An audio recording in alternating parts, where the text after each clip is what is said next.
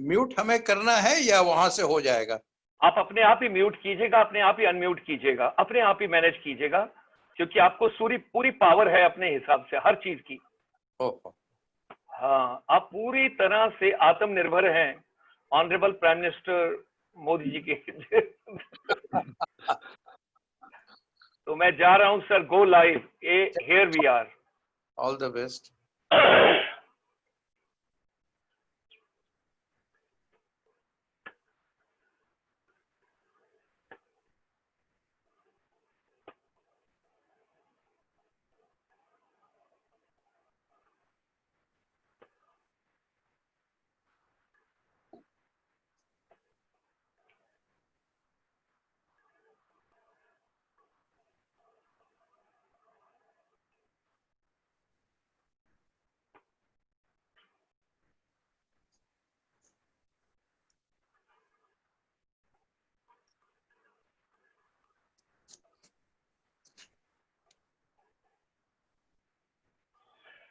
Good morning, everybody. Good afternoon and good evening. Green morning, green afternoon, green evening. सब लोगों का आज की शाम, Sunday evening at 5 p.m. Indian Standard Time. We extend a very, very hearty welcome wherever you are world over. We pray to Almighty that your health and your wellness, that should be fine. You should be taking care of yourself, your family, your neighbors, your relatives, your community, your civilization. Please do take care of everybody the best possible way, because the whole global community is like a global family. So all of us together in this journey this evening, when we are going to focus on Northeast India and ASEAN in our series, which we have started on 5th of June, the entire program is dedicated to making education relevant. And when we talk about making education relevant, ladies and gentlemen, this evening we have got very distinguished guests. We have got Prof.Dr. Kalyan Kumarji. He's a former director, NERIST, and former Honorable Vice Chancellor, Vinayka, Sikkim University. A very hearty welcome to him. Prof.Dr. R.M. Pant, Director, NIRD, National Institute of Rural Development and PR, Guwahati. Professor Dr. M. Premjit Singh Ji, he is the Honorable Vice Chancellor, Central Agriculture University, Imphal. Professor Dr. P.K. Srivastva Ji, former Dean, Central Agriculture University, Gangtok, Sikkim. And Mr.RK Chaudhary, Director, Mangdechhu Hydroelectric Project at present in Bhutan from India side. On behalf of the President of International Chamber for Service Industry, Professor Pant Narula from Bangkok, that is in Thailand, and under the dynamic, dedicated leadership of Shri Dato Ramesh Kodamalji, the co-chairman of the ASEAN India Business Council. Ladies and gentlemen, we extend a very hearty welcome to each one of you. 650 million population in the 10 countries of ASEAN, right from Myanmar, Cambodia, Laos, Singapore, Malaysia, Thailand, Indonesia, Philippines, Brunei, all of you, those join us from there. And of course, we have got beautiful 8 states in northeast part of India. What a wonderful place on this planet, right starting from Tripura, coming to Manipur, coming to Assam, going to Meghalaya, moving to Mizoram, moving to Arunachal, moving to Sikkim, moving to Nagaland, and then of course going to Mizoram as well. These places are wonders and wonderful places on this planet. So ladies and gentlemen, in our webinar series, India ASEAN, Sunday 19th of July, we extend you a very hearty welcome. Those of us who are joining us on the ASEAN India web series right over here on webinar, hearty welcome. But those of us, those are watching us on the Facebook, Dr. Gulshan Sharma's page, I would request you, kindly open your watch parties also, because when you open a watch party, it multiplies and it can reach millions and million people, because after all, the dignitaries and the distinguished guests, esteemed guests, those have come this evening, they are going to share a lot of thought process, how the entire northeast part of India and the ASEAN region can collaborate, can develop, can further move on together, whether in education or in research or in innovation or in faculty exchange or in student exchange, or for that matter, any other project which we can take up in this entire region. Ladies and gentlemen, our chamber, International Chamber for Service Industry, that is ICSI, started its journey in 1994. While being with the Ministry of Tourism, Government of India, I was focusing on three areas: cinematic tourism, medical tourism, and NRI tourism. How all of them, they should be together. And that was basically focus for services exports. 30 million non-resident Indians are at present abroad. We have given various projects, various policy frameworks and all. We are very happy that the Ministry of Commerce and Industry, Government of India, identified 12 sectors of services sector where we have been working. Then the Joint Secretary, Additional Secretary of the Ministry of Commerce and Industry, Government of India, who has moved now as a secretary to another ministry. At the same time, in the Ministry of MSME, with the Secretary and Additional Secretary, we always work the strategy that how tourism, hospitality, airlines, retail, media entertainment, and other segments of the services sector, they should be taken at par with the manufacturing sector, which traditionally MSME ministry was earlier focusing on. We are extremely happy that the other day, the Honorable Finance Minister of India, Madam Nirmala Sitharamanji, announced that now there will be no difference between services and manufacturing, and all will be brought together on a common platform. That's a great impetus and input and fillip and development as far as services sector is concerned. Future is services, but at this point of time in the COVID-19, services sector is having maximum heat. Ladies and gentlemen, from there, we move on to, because 1.6 billion children at present are locked at their respective residences. So we got to be taking care of them. That's very important. When we talk about school, colleges, institution, everything is closed. Vasudev Kutumbakam, when we talk about, that is global education collaboration.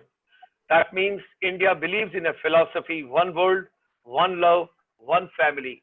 We consider that the whole world is one family and everybody has to be taken care of.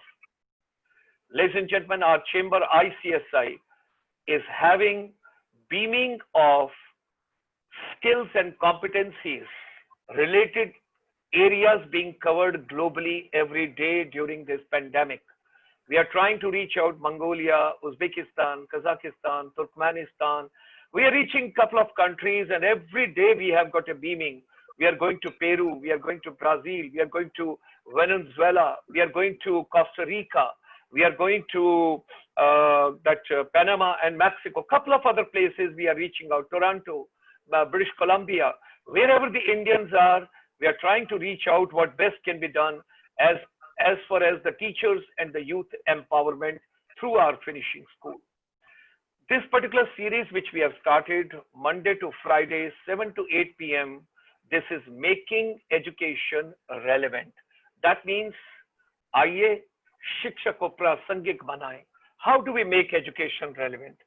Whatever we are studying, does it have any application in our day-to-day life?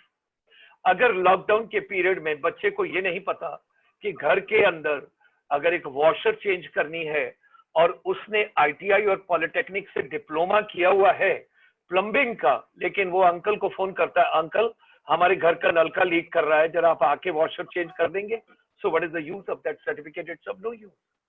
Similar way, if you have done the electrician diploma and you do not know how to repair your own tube light and how to change the bulb, then you have a problem. There's a difficulty.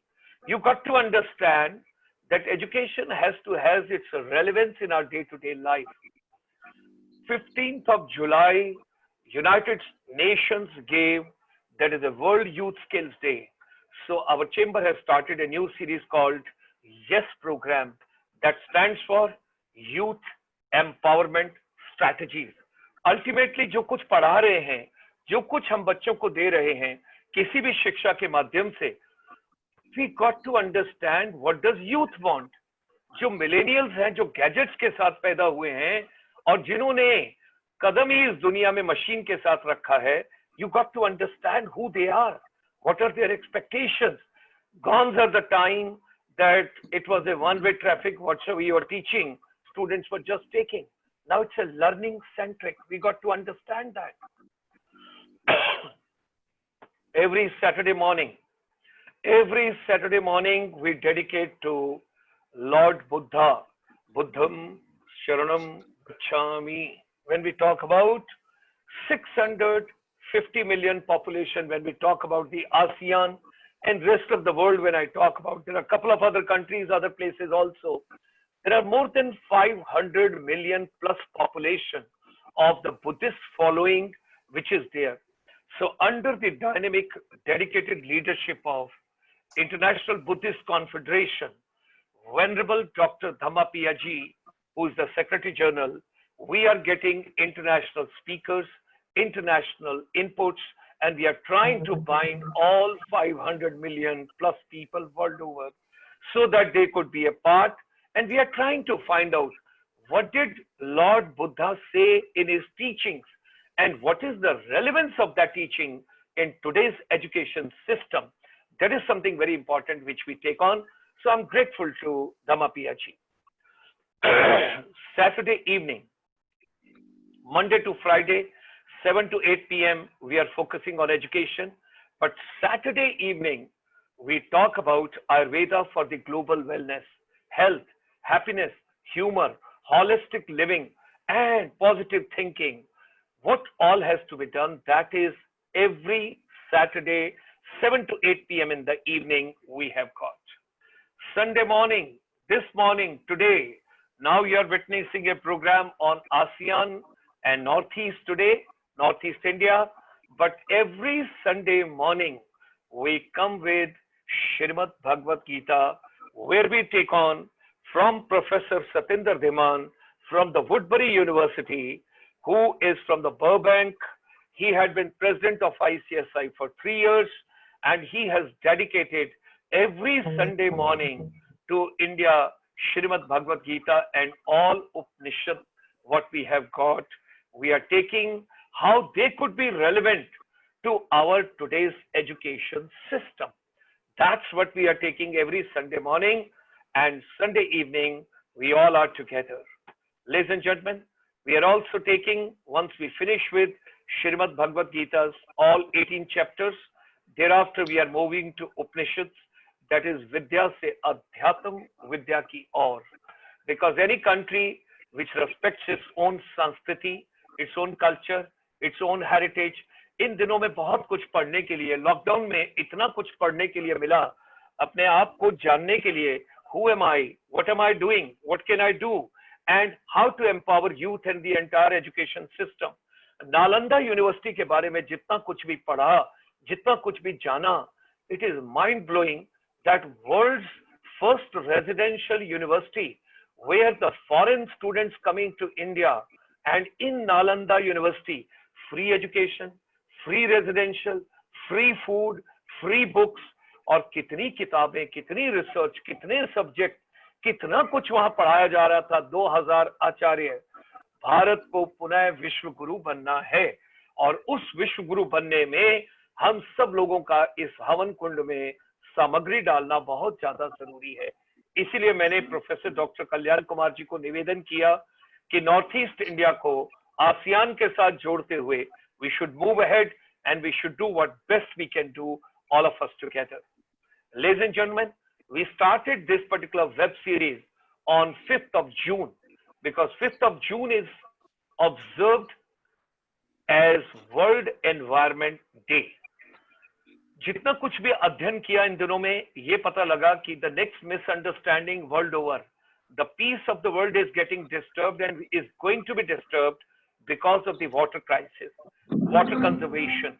If we do not have water conservation, we will have lots of difficulties, lots of problems.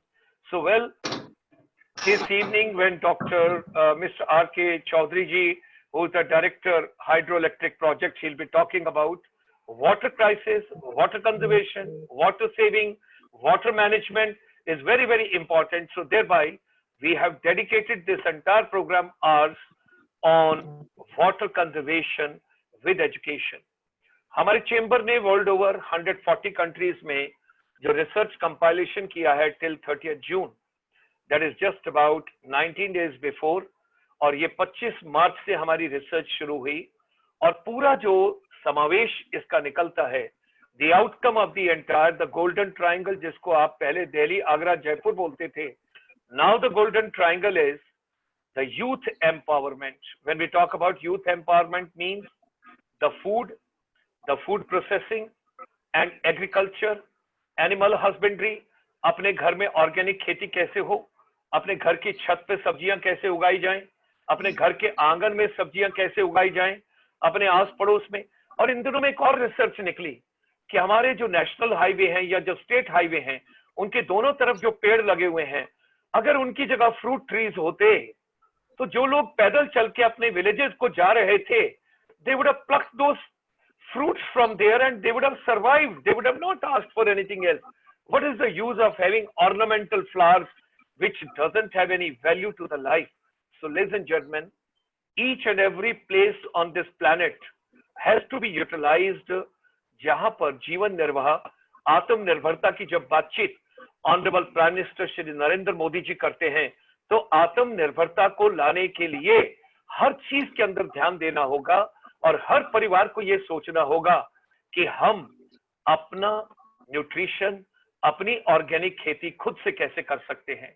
मुझे इस बात की बड़ी खुशी है कि professor doctor Kalyan Kumar जी ने आज के इस पैनल डिस्कशन में और डेलिब्रेशंस में ऑनरेबल वाइस चांसलर जो एग्रीकल्चर यूनिवर्सिटी के इम्फाल के हैं, और उन्हीं के साथ साथ जब हम अपने इकोसिस्टम की बात करते हैं तो जिन पैनलिस्ट को साथ लेके आए हैं, they are directly and indirectly related to where they are going to talk to you how basically the survival of the humanity in a positive ecosystem.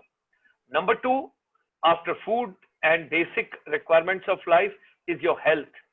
Wellness के ऊपर ज्यादा जोर दिया जाएगा, yoga, meditation, naturopathy, nutrition, organic food, meditation, और उसी के साथ साथ पॉजिटिव थॉट, पॉजिटिव डोपामिन। आप सोचिए, अगर एजुकेशन में म्यूजिक थेरेपी आ जाए, एजुकेशन के अंदर म्यूजिक नोट्स आ जाएं। There is a lady from Assam, I still remember, doctor Sunita Bhuyan, उनकी 400 से ज्यादा वीडियोस हैं, कभी देखिएगा यूट्यूब के ऊपर। She teaches leadership, management, and everything related in education through violin.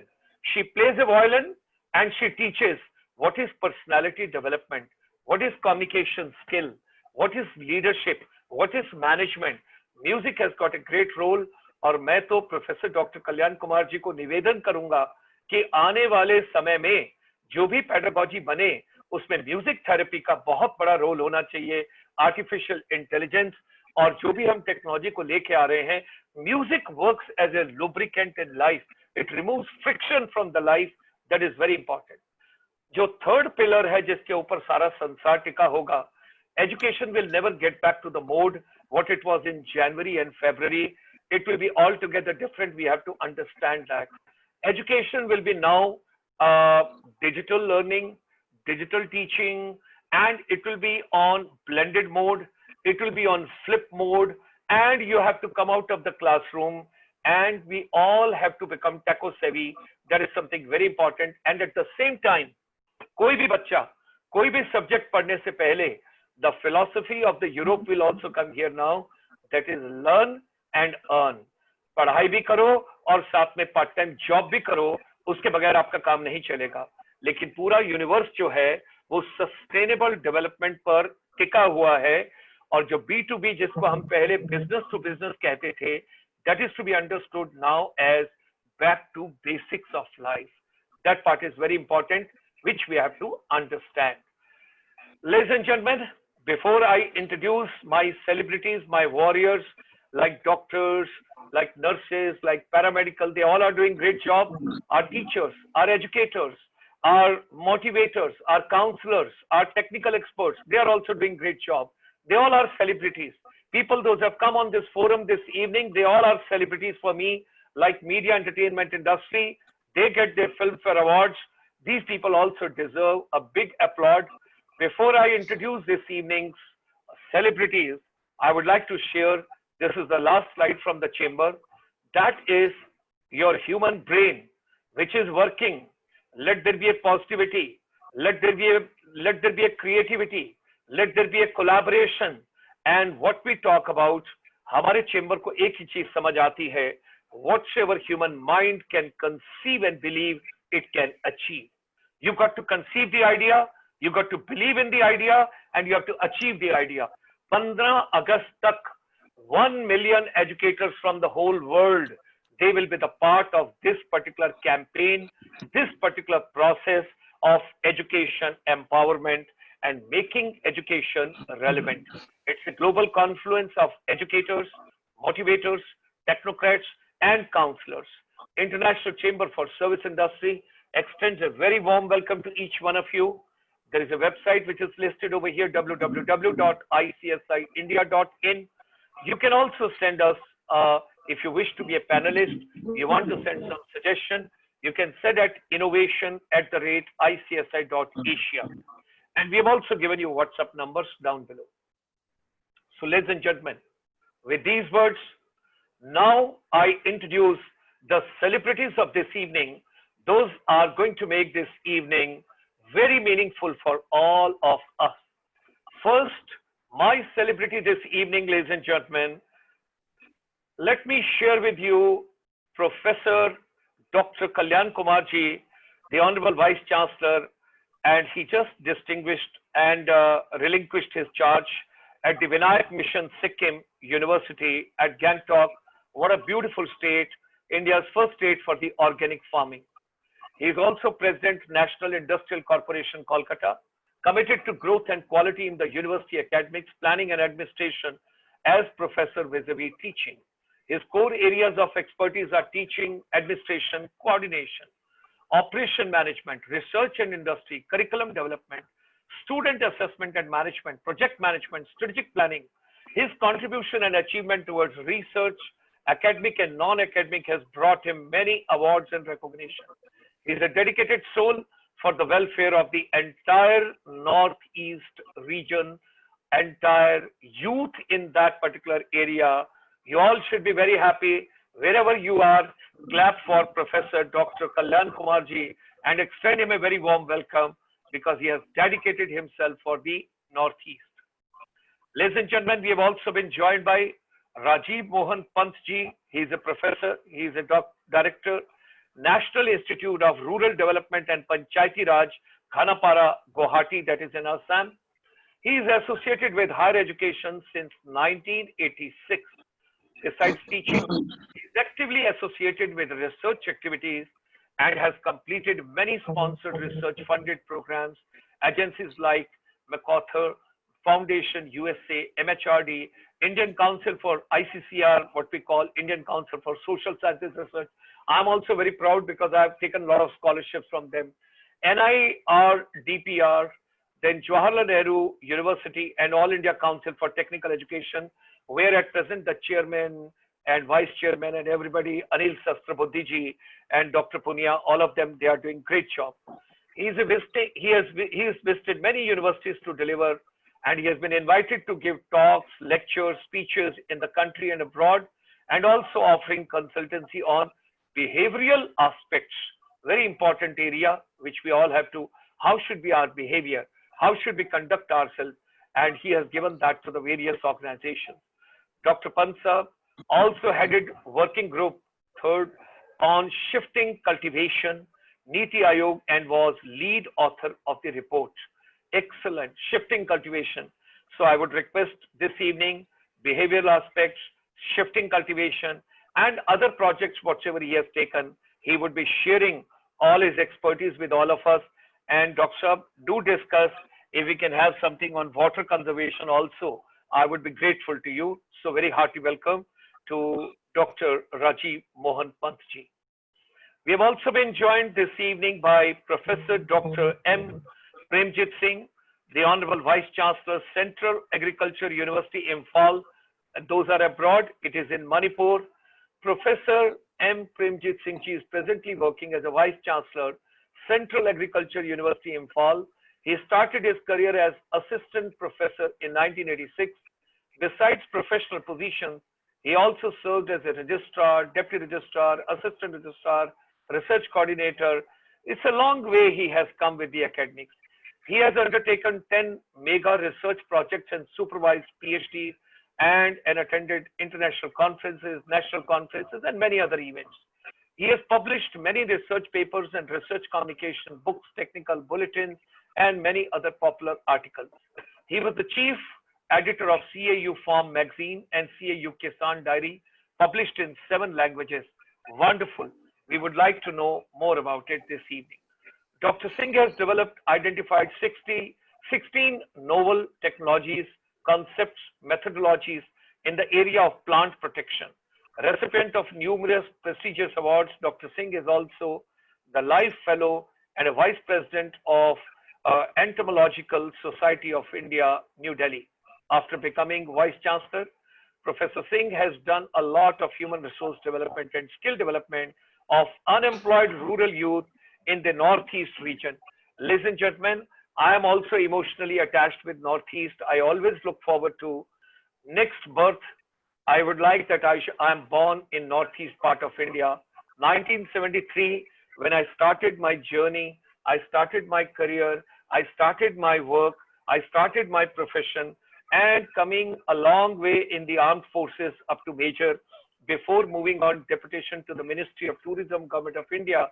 After doing my master's and PhD, I enjoyed every moment. What a wonderful people and what a wonderful place. And all the states are gifted by the Almighty. They have got so much to offer, which is unexplored till date. And Professor Dr. Kalyan Kumarji is trying what all of us together we can do in that way.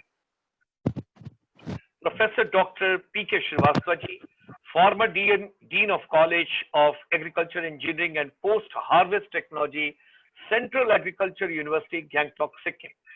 Currently, he is a professor and head Department of Agriculture Sciences at Bhopal. He specializes in delivery of quality education and development of enterprises-oriented institutions, establishment of agri-based MSMEs, that is the micro, small, medium enterprises in India, agri-preneurship promotion, agri-business incubation with strength of 44 years of relevant experience in teaching, R&D, and extension education, college, university management in prestigious national institution.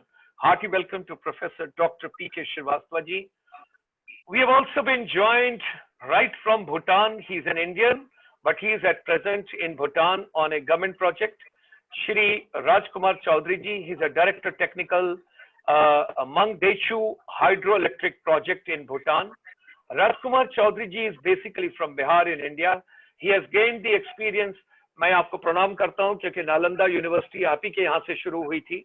He has gained the experience from initial construction stage till commissioning of many hydro projects in Bihar, different states of Northeast India and Andaman Nicobar Islands. Andaman Nicobar, again, very prestigious place and lot of islands, 300 plus islands. He has attended many international, national conferences, seminars, workshops as a member of different programs in various places like Japan, Italy, France, Switzerland, Netherlands.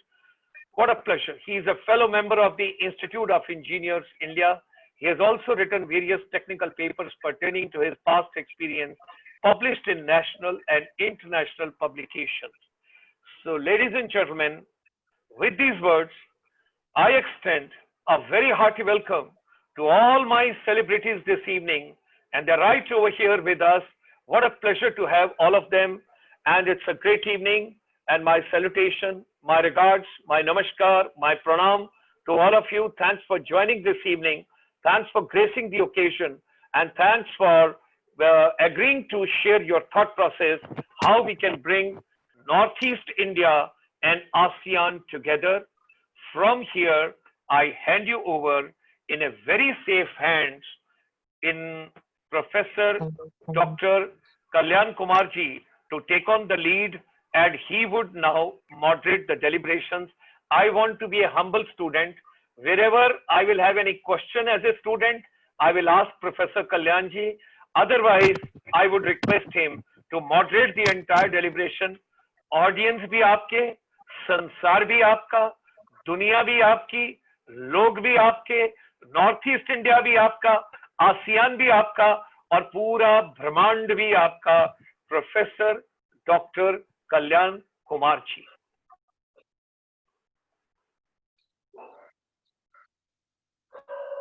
Sir, your audio, sir, your audio. Sir,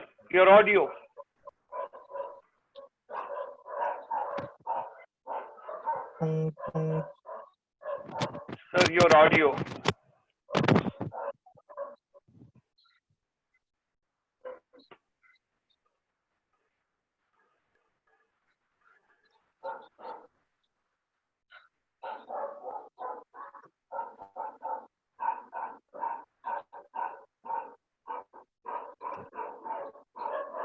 Sir, your audio. I'm sorry, sir, I can't hear you. Okay. By the time, it was coming this time, yes. No worries, sir, these technical glitches will keep coming, no problem. We will bear with it. Kindly make it all right.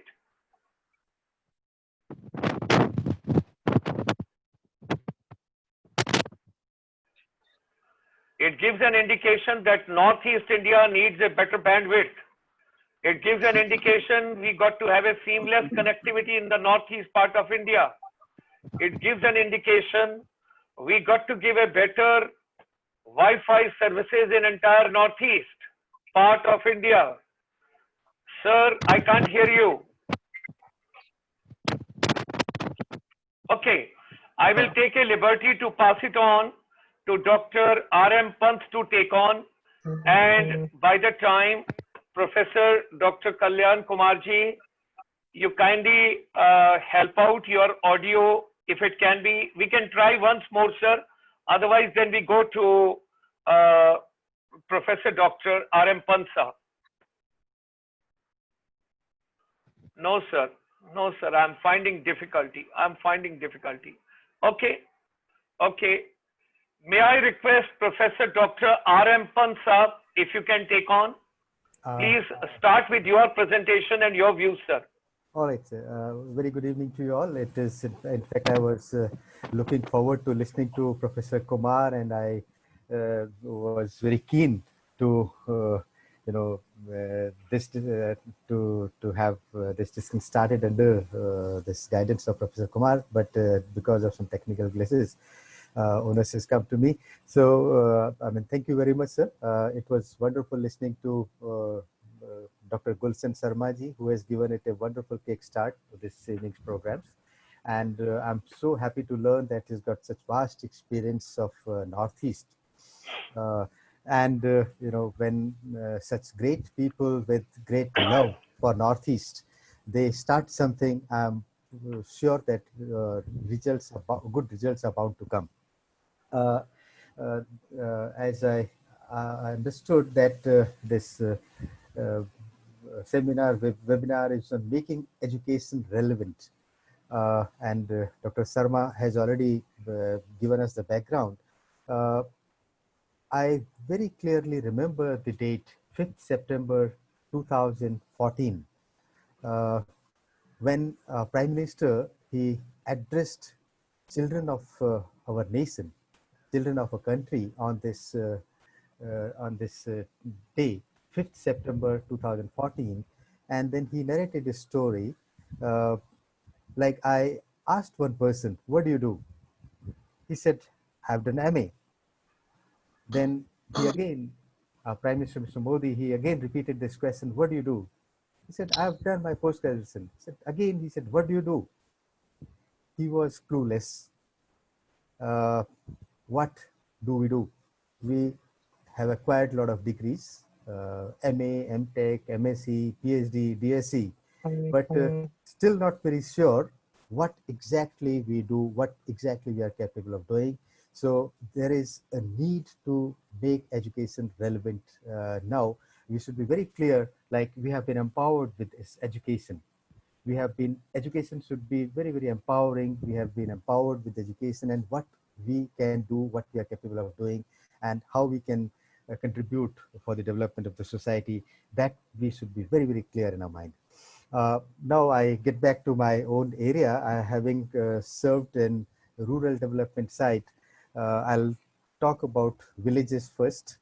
Uh, Mahatma Gandhi at the time of independence mentioned that the future of India lies in villages. And that's true. At the time of independence, about 90% of our population was living in villages. And even now also, there is, of course, a little fall. About 68% people still live in the villages. Almost 83 crore people are living in almost 6 lakh 64,000 villages in the country. And when we talk about villages, or when we try to see the condition of our villages, it's quite different from Western countryside. Uh, in West, people prefer to go to countryside, and they prefer to live in countryside because countryside provides them, as uh, Dr. Gulshan Sharma ji mentioned, happiness. Bhutan is the land of gross national happiness concept. So in rural areas, in fact, we search for that kind of happiness, but that kind of happiness is somehow missing. And as a result, we see huge out migration from rural areas. In fact, in some of the hilly states, in fact, I was born and brought up in Uttarakhand, and Uttarakhand is one of the worst affected states because of this out migration. Initially, people used to go out in search of livelihood opportunities. They used to go out for getting better education, in search of better health facilities, and those people left in the villages who did not have this kind of opportunities. So initially in Uttarakhand, we suffered from feminization of villages. We learned about a concept called feminization of villages. Only ladies were left, all male members who left villages in search of livelihood opportunities. Gradually, those ladies who were left in those villages, they also got fed up, and they also left. And now many villages have taken the shape of ghost villages. That's very, very unfortunate. Fortunately, in Northeast, we do not have that concept. Fortunately, Northeast is much better in those areas. Of course, out migration is there. There's no denying to that fact that there are a lot of people are going out for better educational facilities, better health facilities, but still almost more than 80% population is still living in villages. But if we see the contribution of rural sector in overall GDP of the country, or the national income of the country, it's very, very less. Almost 30%, and 70% contribution comes from urban areas, and only 30% comes from rural areas. So these are some of the areas where we have to think. Northeast India was isolated for a long time. It remained isolated for a long time. In fact, many of the states were even termed as forbidden land, or in fact, the whole of Northeast was termed as forbidden land, and when people thought that a lot of negative things were spread about this, and a long isolation, took its toll in terms of its poor development. Uh, uh, I'm happy to inform you that at the time of independence, per capita income of this Assam, that time all northeastern states were part of Assam. Per capita income was much higher than the national per capita income. We had very good trading relations with other countries, but anyway, because of some historical factors, 47 when India got partitioned, and then 1962 we had a war with China. 1965 again, problem was there. 71 Bangladesh. So due to several factors, our trading relationship got affected, and again, then there were many other factors which I may not discuss here. We were in the category of laggards. Fortunately, better late than never, we had this look east policy in 1992, probably under the leadership of our visionary Prime Minister, Mr. Narasimha Rao, and then look east policy got converted into act east policy under the leadership of present Prime Minister, Mr. Modi ji. Okay. So now a lot of importance is being given to Northeast. And Northeast, which once was termed as Forbidden Land, now has earned a new sobriquet. It's now 8 states. Earlier it was known as 7 sisters, but now 7 plus 1, so we were not very sure. Once Sikkim joined, we were not very sure whether to call it 8 sisters, land of 8 sisters, or maybe some call it 7 sisters, 1 brother. But then Prime Minister Mr. Modi, he came out with a very good and innovative and a very, very relevant sobriquet. He gave a very good name to this region, Ashtalakshmi. And Ashtalakshmi is a very, very appropriate sobriquet or name for this region because of its very rich natural resources. This region is very rich in biodiversity. This region is the hotspot of global biodiversity, very rich in natural resources, excellent in human resources also. I have been associated with academic activities for the last, since 1997, I'm working in Northeast region and associated with academic institutions. And I've seen the quality of people of Northeast. They're excellent. I have no doubt in saying that besides natural resources, besides diversified cultural resources, Northeast has got excellent human resources as well. So we have everything to take the lead. And now with Act East policy, and now there is a shift in agriculture. Now we are going for agriculture. Now the whole country, uh, uh, which earned name and fame because of this green revolution, those states in Punjab, Haryana, they have already exhausted their potentials. Groundwater has been, levels have been depleted. Now they are heading towards desertification. So the whole country is looking up to Northeast. And Northeast, by default, it's an organic region. So we have things in our favor now. Act East policy that connects us to all ASEAN countries, Southeast Asian countries. Agriculture, we have organic agriculture. We are basic by default. We are organic. Rural population. One of the reasons for many states lagging behind in development processes that people are migrating, people are leaving their villages, and the local resources are not utilized. And if local resources are not utilized, development will not be a balanced development. There will be regional imbalances. And this is what we faced in Uttarakhand and even in Himachal.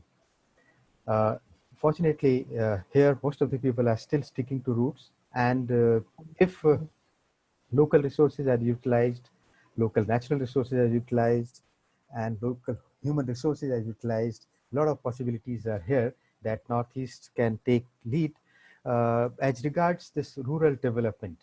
Rural development is one of the most important areas. The Government of India is laying very high emphasis on rural development. In fact, last few years, we have seen a lot of changes happening. Earlier, we did not even have proper database of rural development indicators. This present government, present Ministry of Rural Development, we organized this Mission Antyodaya, and we have already done this baseline survey. Now the whole country, we have complete database of all the villages, and on the basis of this Mission Antyodaya, 29 areas have been devolved to Gram Panchayat level. Now we know that the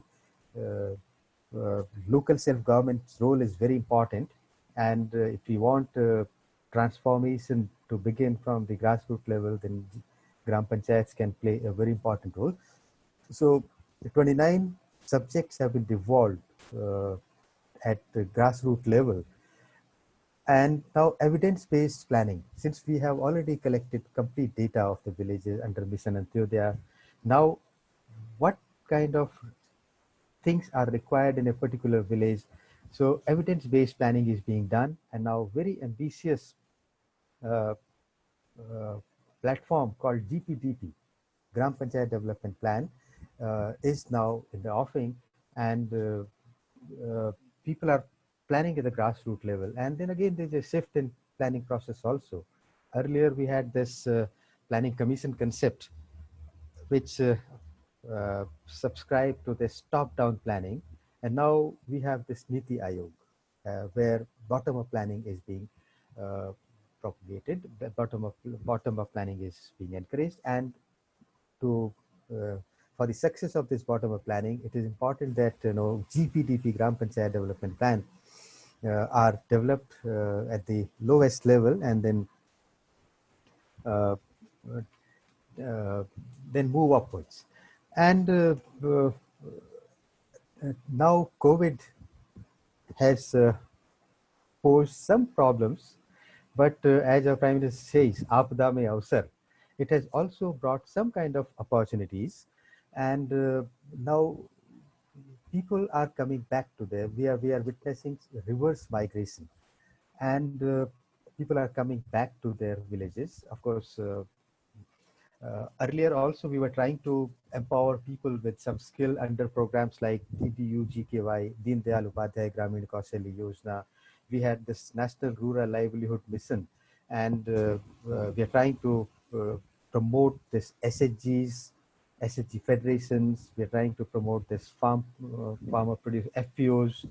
But now a lot of people who already have skills and who are working in different parts of the country, they are skilled people. They are now coming back after this in post-COVID scenario. They are coming back. Now it's up to us how to use them, how to use their skills for the rural development. And I think it's very simple. Now we need to go for skill mapping of the people who can do what. Now, if you ask someone, what do you do? That person should be able to tell us very, very clearly that, yes, I can do this. Dr.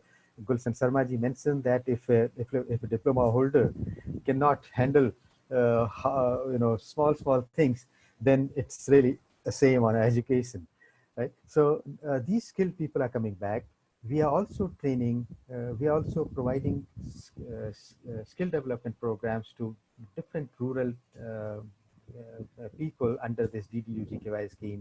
And then a couple of good initiatives also I witnessed during my visits to different villages. In Sikkim, we have SICB, Sikkim Institute of Capacity Building. They did a wonderful job. They studied market. They tried to understand what kind of demands are existing for what kind of skills are in demand. And on the basis of that, they worked out a plan. They identified some areas like for girls, majority of the girls wanted to be in this beautician kind of programs. Young boys, they wanted driving courses, IT personnel. Okay? Having identified this kind of skills, they launched a program there in Sikkim Institute of Capacity Building. And they had set the target that by December 2019, they will make Sikkim, completely free from unemployment. And they have achieved this target within 5-6 years' time. So we need this kind of approach. Skill mapping is very important, and then we imparting right kind of training is important. And another very ambitious plans we have is Rurban, rural-urban cluster. It's kind of, our legendary president, Dr. APJ Abdul Kalam, once talked about Pura, providing urban amenities in rural areas. So this Rurban is kind of new version of this Pura concept. And here, to take advantage of local human resources and to utilize locally available resources, we're trying to develop clusters and urban clusters so that people do not have to go out in search of livelihood. So urban is another very important area, and uh, I hope I'm not taking more time. Sharma sir, Dr. Gulshan You Sharma. take you take as much time as you want. Northeast is next to my heart. Okay, sir. You Thank you very take much. as much time as you want. Let's do justice with Northeast today, Right, because right. Northeast has been deprived of many things in the past. I want we should do justice with Northeast, and Professor Dr. Kalyan Kumarji, what initiative he has taken, my deep regards to him. It's going deep down in my emotions and my spirit. Please take your time. Right, sir. So anyway, since a lot of other speakers are there, eminent speakers are there, so I wouldn't like to, cut down. So a few things I would like to say before I conclude. You rightly mentioned that this region has got tremendous scope for tourism. In this DDU-GKY, again, hospitality is another very important area that is being given very high priority. And people in Northeast, they are naturally very hospitable, as we all might have experienced. They are naturally very hospitable, and they are the best suited person. In fact, if we study market in Bangalore, they come to Northeast to for recruitment purposes, especially for hospitality industry. Large number of so uh, uh, hospitality, wellness industry, education, these are some of the areas. And few examples I would like to give you, sir, how small interventions, or how these innovative ideas have turned around the economy of some villages, and how they can also contribute for this ASEAN. Like, I'll take you to one small village which is now popularly known as the cleanest village of Asia. That is Maulingdong in Meghalaya. We did a case study there, and it's a small village with just 482 persons living in that village. Uh, Almost 60% people were living below poverty line there when we visited for the first time in 2014. Somehow, they got this idea that they are the cleanest village because they were organizing one centenary function of a church. And this Discovery Channel journalist, they termed that this your village is one of the best and most this is the cleanest village in Asia. And then they picked up this, and they marketed this concept of cleanliness. This cleanliness became their USP, and now their annual turnover is 5 crore rupees. Now a lot of tourists, they go there to see how even clean USP like cleanliness can empower a village economy, how it can transform the economy of a village. So small story. And just very close to this village is another village, Rivai village, which is known for its uh, living root bridge concept, globally known. This small village with just handful of households there is known globally, and they have used their innovative ideas of giving twist to these natural roots and making living root bridges. Now they have gone for even double-decker living root bridges and all. So the small idea. Another, I mean, there's a saying that nothing succeeds like success. Another village, Khongong, in the vicinity, they have again come out with a very innovative USP of whistling village. So people call each other not by their names, but they have developed some very peculiar kind of tunes. That's how they are. So these things are gaining popularity. A lot of tourists are coming from uh, different parts of the country and globe. Uh, then we have a few more new things that have happened here. There is a village called Sohulia. Sohulia now is known as Strawberry Village Cluster. Uh, it was just a matter of chance that this headman's son, who was studying in Maharashtra, brought few saplings of strawberry and planted there in Sohulia village. And growth turned out to be very good. And then he got some institutional support, government support, and now the whole village, the cluster of villages, now they're doing excellent job in exporting strawberries. Again, in floriculture also, flowers from northeast, from Mizoram and Meghalaya and Nagaland, they are being exported to different parts of Southeast Asian countries. And similarly, Sikkim also, because of its uniqueness, we have concept like Jumsa, very unique traditional institutions, and people are attracted to visit these kind of to study these concepts. So a lot of good things are happening in Northeast, and whole world is now looking up to this region, which was earlier termed as forbidden land. A lot of people are showing interest.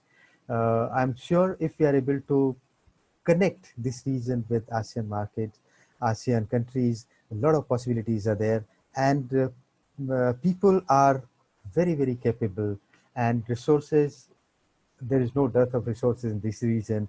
You mentioned about this water conservation. We have some good examples from Sikkim. Dhara Vikas is a very successful model that has scripted success stories.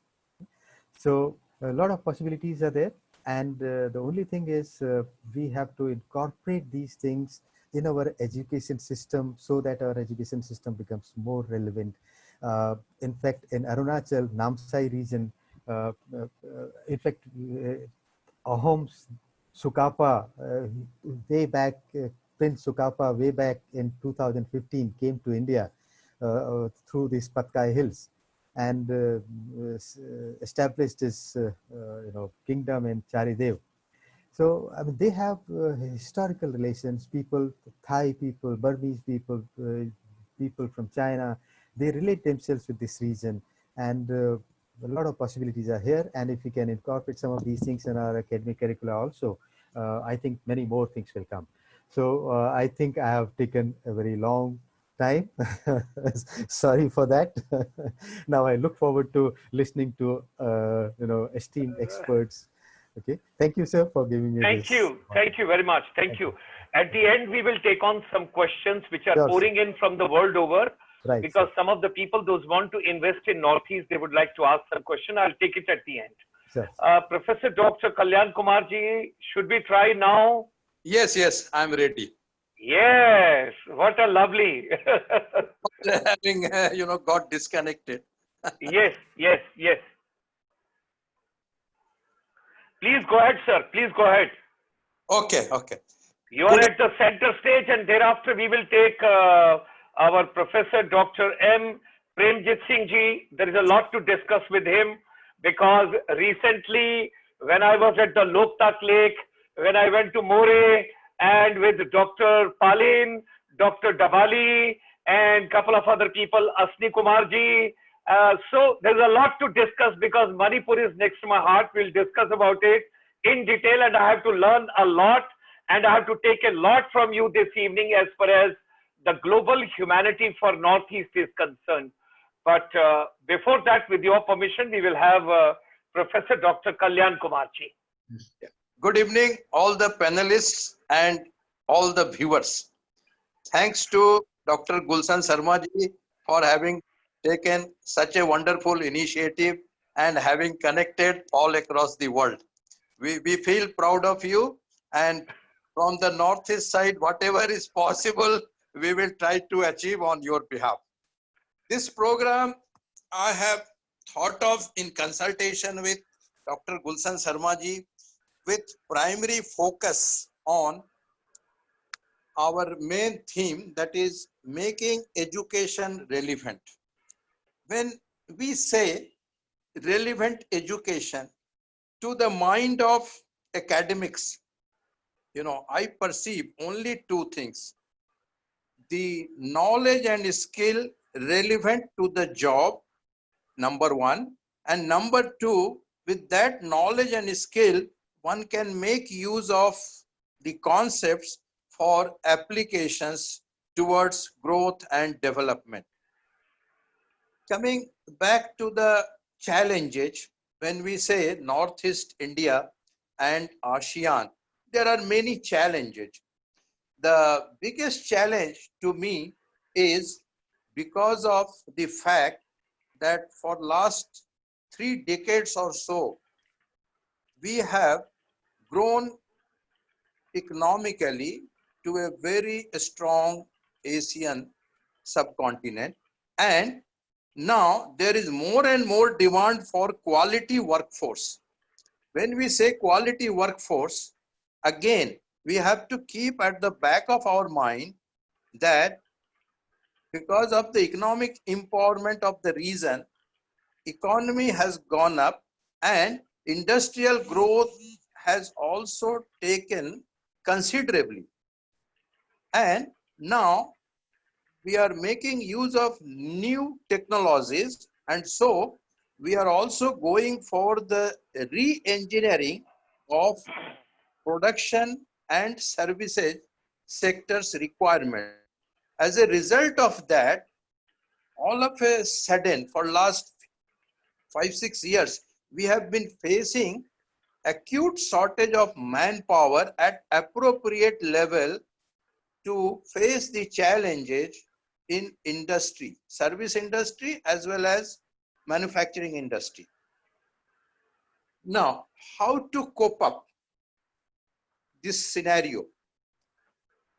Because technologies will be changing very fast and we have to develop ourselves accordingly. And the ASEAN problem, to me, it appears is the skills mobility. Owing to the globalization effect, the skilled and trained manpower, they look forward to better opportunities, and the moment they see something happening, they push forward to new destination and they attempt new career. There is nothing wrong in it, but how to formalize it is a big challenge. So maybe Indian growth story, I would like to summarize in 2-3 minutes, and then I will try to focus on the needs for technical vocational education and training. About Northeast India, I would say it has so far given significant contribution to the growth of India. The geographical area of the northeastern region is about 8% of the total country's geographical area, but the population is about 3 to 4% of the total population. So northeastern region that way is in an advantageous position to look after its people. But the problem comes when we talk about industries, when we talk about growth, when we talk about service sectors and other sectors, even agriculture. Now there is a trend, we go for more and more power driven machinery, electric power driven machinery. Now in the northeastern region, we have about 8% shortfall of its total requirement. This is a fact, and I hope Dr. Chaudhary will elaborate on this aspect. Now, coming back to oil and petroleum reserve, Northeast India is having its 20% share to total India's scenario. But we have to see that production should increase. Now, whether we talk about enhancement in production, whether we talk about better quality products, whether we talk about quality and reliable power supply, which will cater to the various needs, we are now focusing our requirement by and large to technically competent persons. We are hearing to Dr. Pant. Now, as per his statement, and I also agree that in northeastern region, we have more than 80% population confined to rural areas. Now to rural areas which are also remotely located. Now how the job employment prospect can be ensured. So I have been advocating for last at least 2 decades that let us identify in the local areas need-based and location-specific activities. Say for example, if we talk about agriculture, we know agricultural or plantation, one activity, then pre-harvesting or post-harvesting, another activity, then food processing, packaging and dispatch, yet another activity. So all these things at the local area level we may try to achieve for the betterment of the rural people. But then what happens is there is not enough or adequate facilities still available to cater to all such requirements in the rural areas everywhere. Maybe some pockets we have some facilities being created to look after the training needs of our people, but still there are areas where we have many lacking features. Now how to overcome? So these things need first is kind of survey. Surveys have been conducted for last several years, and there are implementing agencies also.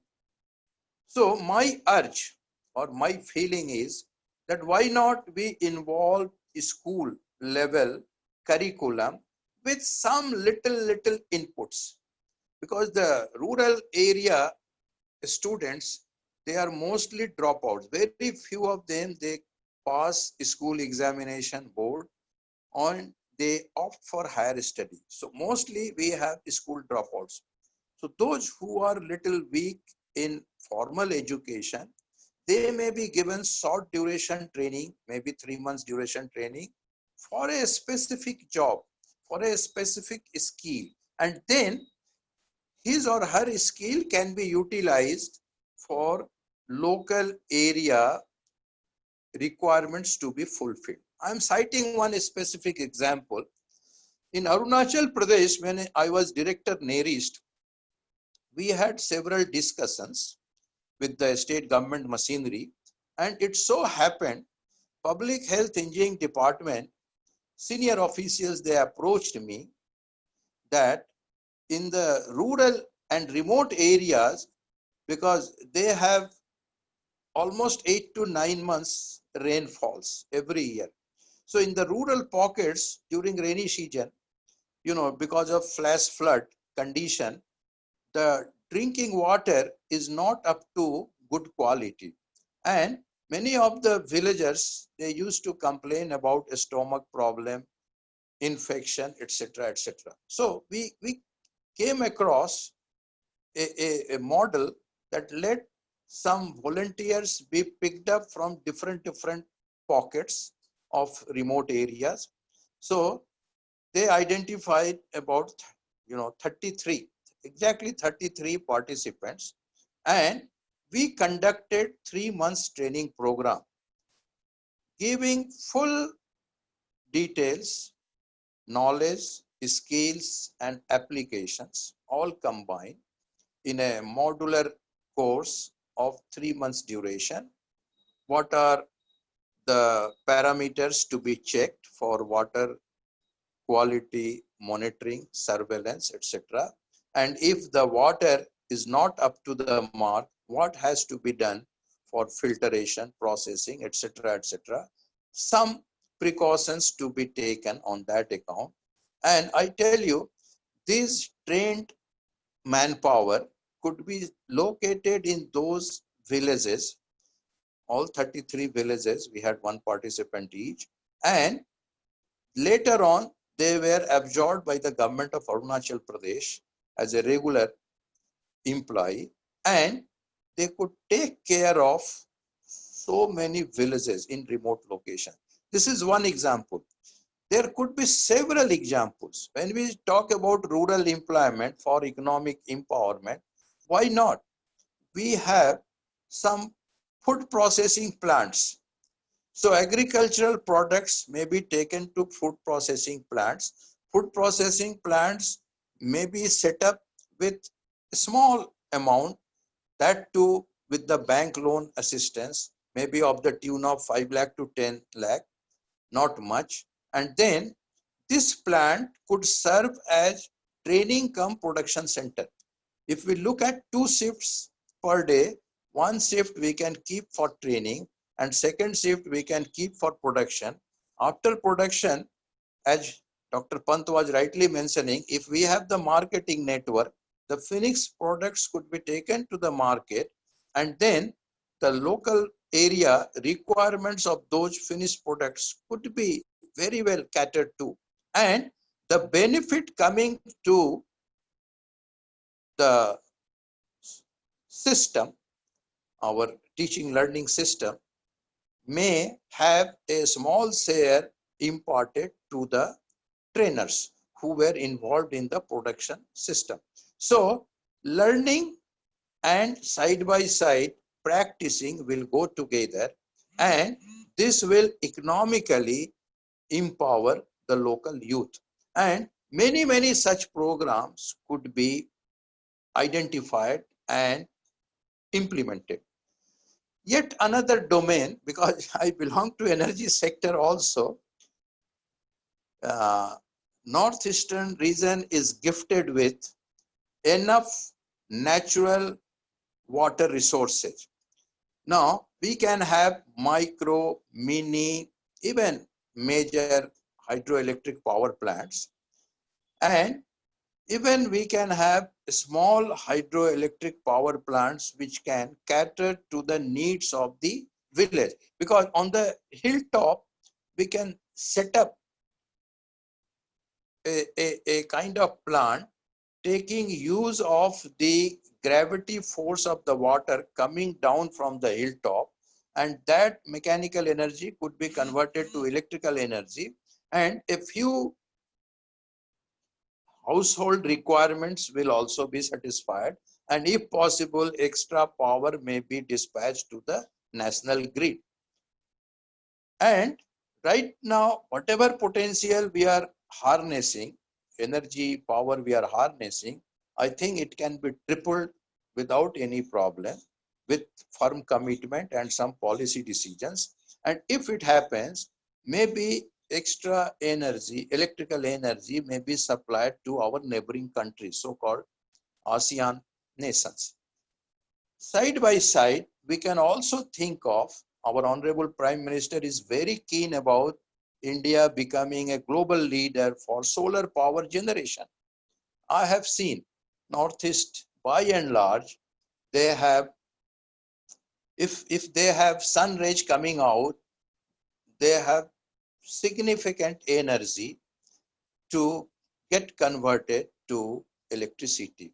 And solar power can also serve the purpose with low cost of maintenance, and in the remote area where laying transmission distribution network will be a big challenge, this could serve as an alternative. Now, how India has to take care of technical vocational education and training needs with emphasis to northeastern region. I hope we are all aware of National Skill Development Corporation under Ministry of Skill Development and Entrepreneurship, Government of India, has identified a lot many courses and programs, and they are as good as formal education. Here I have a reservation. If we want to emphasize on rural youth being trained and employed, perhaps formal kind of education will pose a problem. So I am still a firm believer that let us stick to the capacity level of rural youth in terms of what he or she can really learn, and accordingly we should provide inputs, and then we should guide properly to get involved in household business activity. Household industry can also be thought of.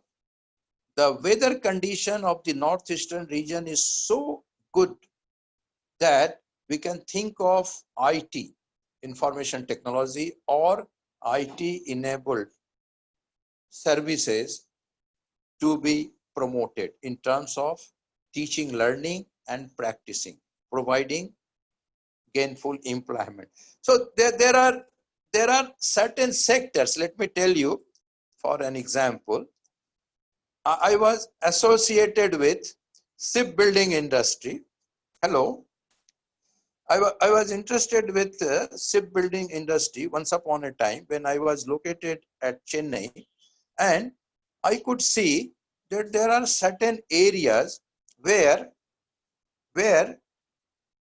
people are not available, trained manpower not available. Let's say in the shipbuilding industry, I could find that underwater welding is a major activity, and many of the ships, they lacked in terms of those skilled manpower. So we provided some training, keeping in view of the various requirements of shipbuilding industry, and it was so fruitful that those who were trained, they got directly employment. So need-based and location-specific training addressing to the local problems for rural areas development would be my advice and my mantra to this forum to see that we carry forward too. I think there are many things to be discussed, but Dr. Pant had taken little time, and he could introduce the industrial scenario of the northeastern region, starting from oil and petroleum, mining, textile and handicrafts, tourism, biodiversity, bamboo and cane, fertilizers, fishery, rubber, tea, etc., etc. So now it is my time to say thanks to Dr. Gulshan Sharma ji. I'm so kind, so grateful to you, given me an opportunity. And, please go on. Thank you. Thank you very much, Professor Dr. Kalyan Kumarji. This entire process, the entire packaging, the entire initiative for the Northeast, I'm grateful to you because I just discussed with you that I wish to have something on Northeast, and you were very kind to bring these celebrities. For me, they are celebrities. That something is very important.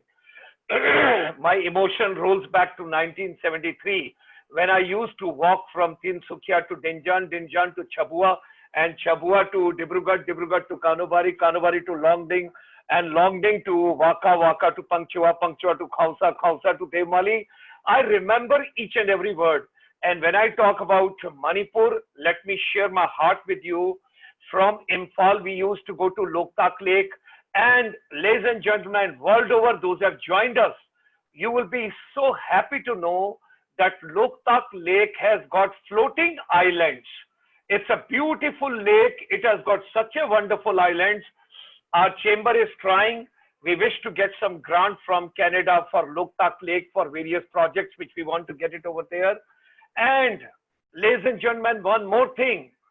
Although we got independence in 1947, which is declared on 15th of August, but before that, Manipur in the history plays such an important role for all of us. Subhash Chandra Bose ji, and that particular place, when Professor Dr. M. Premjit Singh ji will be discussing, I would request him, besides agriculture, organic farming, other projects, he should also discuss with the global fraternity for 2 minutes to give them the name of the place related to, associated with Subhash Chandra Bose ji, how the first time the flag was waved over there, and Honorable Prime Minister of India, Shri Narendra Modi ji, so keen about it to share it on the global platform world over. It's a beautiful state. I walked, and right up to the More, when I go to that particular place with Dr. Palin, every day so many patients coming from Myanmar to Manipur. When I talk about art, craft, handicraft, tourism, cuisine, people, culture, history,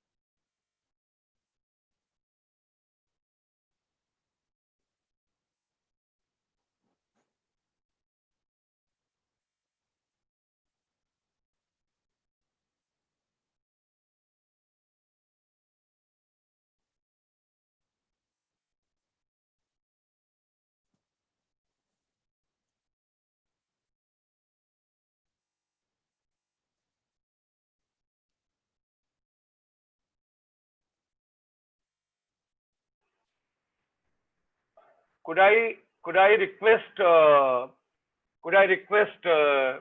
Professor Dr. M. Premjit Singh Ji, the Honorable Vice Chancellor, Agriculture University from Manipur, to kindly take on the stage, please, because there's a lot to share from Manipur. It's a wonderful place. And my request to you would be, sir, during this pandemic, during this lockdown, during this coronavirus, if we give some practical tips and practical points, which should be applicable not only to youth, it should be applicable to the families also, to the people, how they can have their kitchen garden, organic farming, nutrition, rooftop gardening.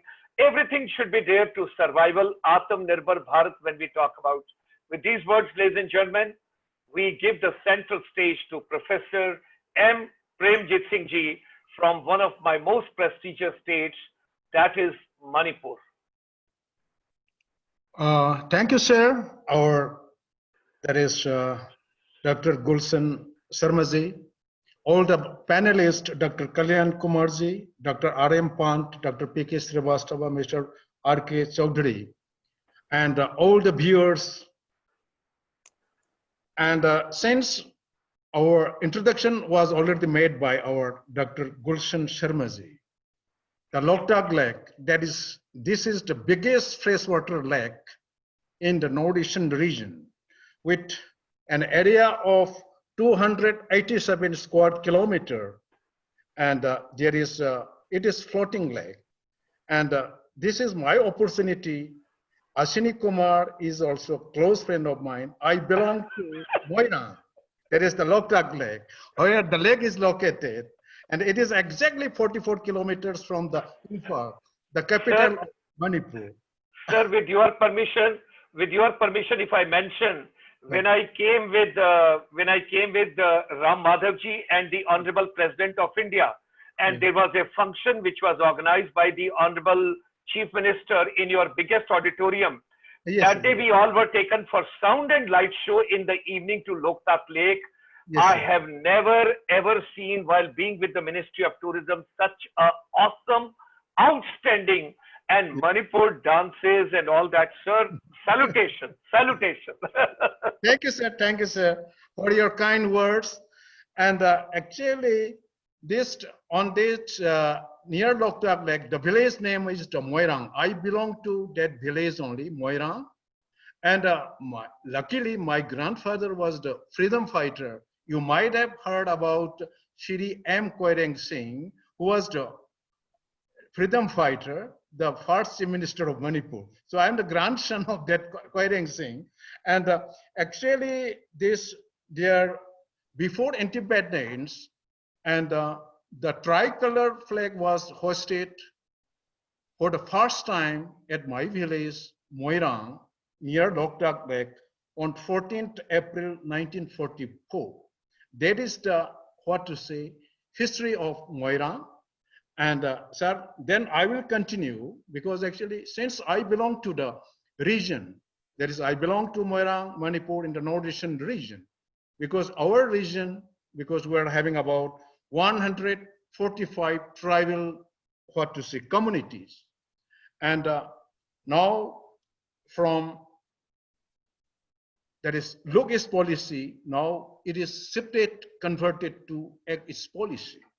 So we're getting all benefits now. And now the government of India is giving, focused only Northeast.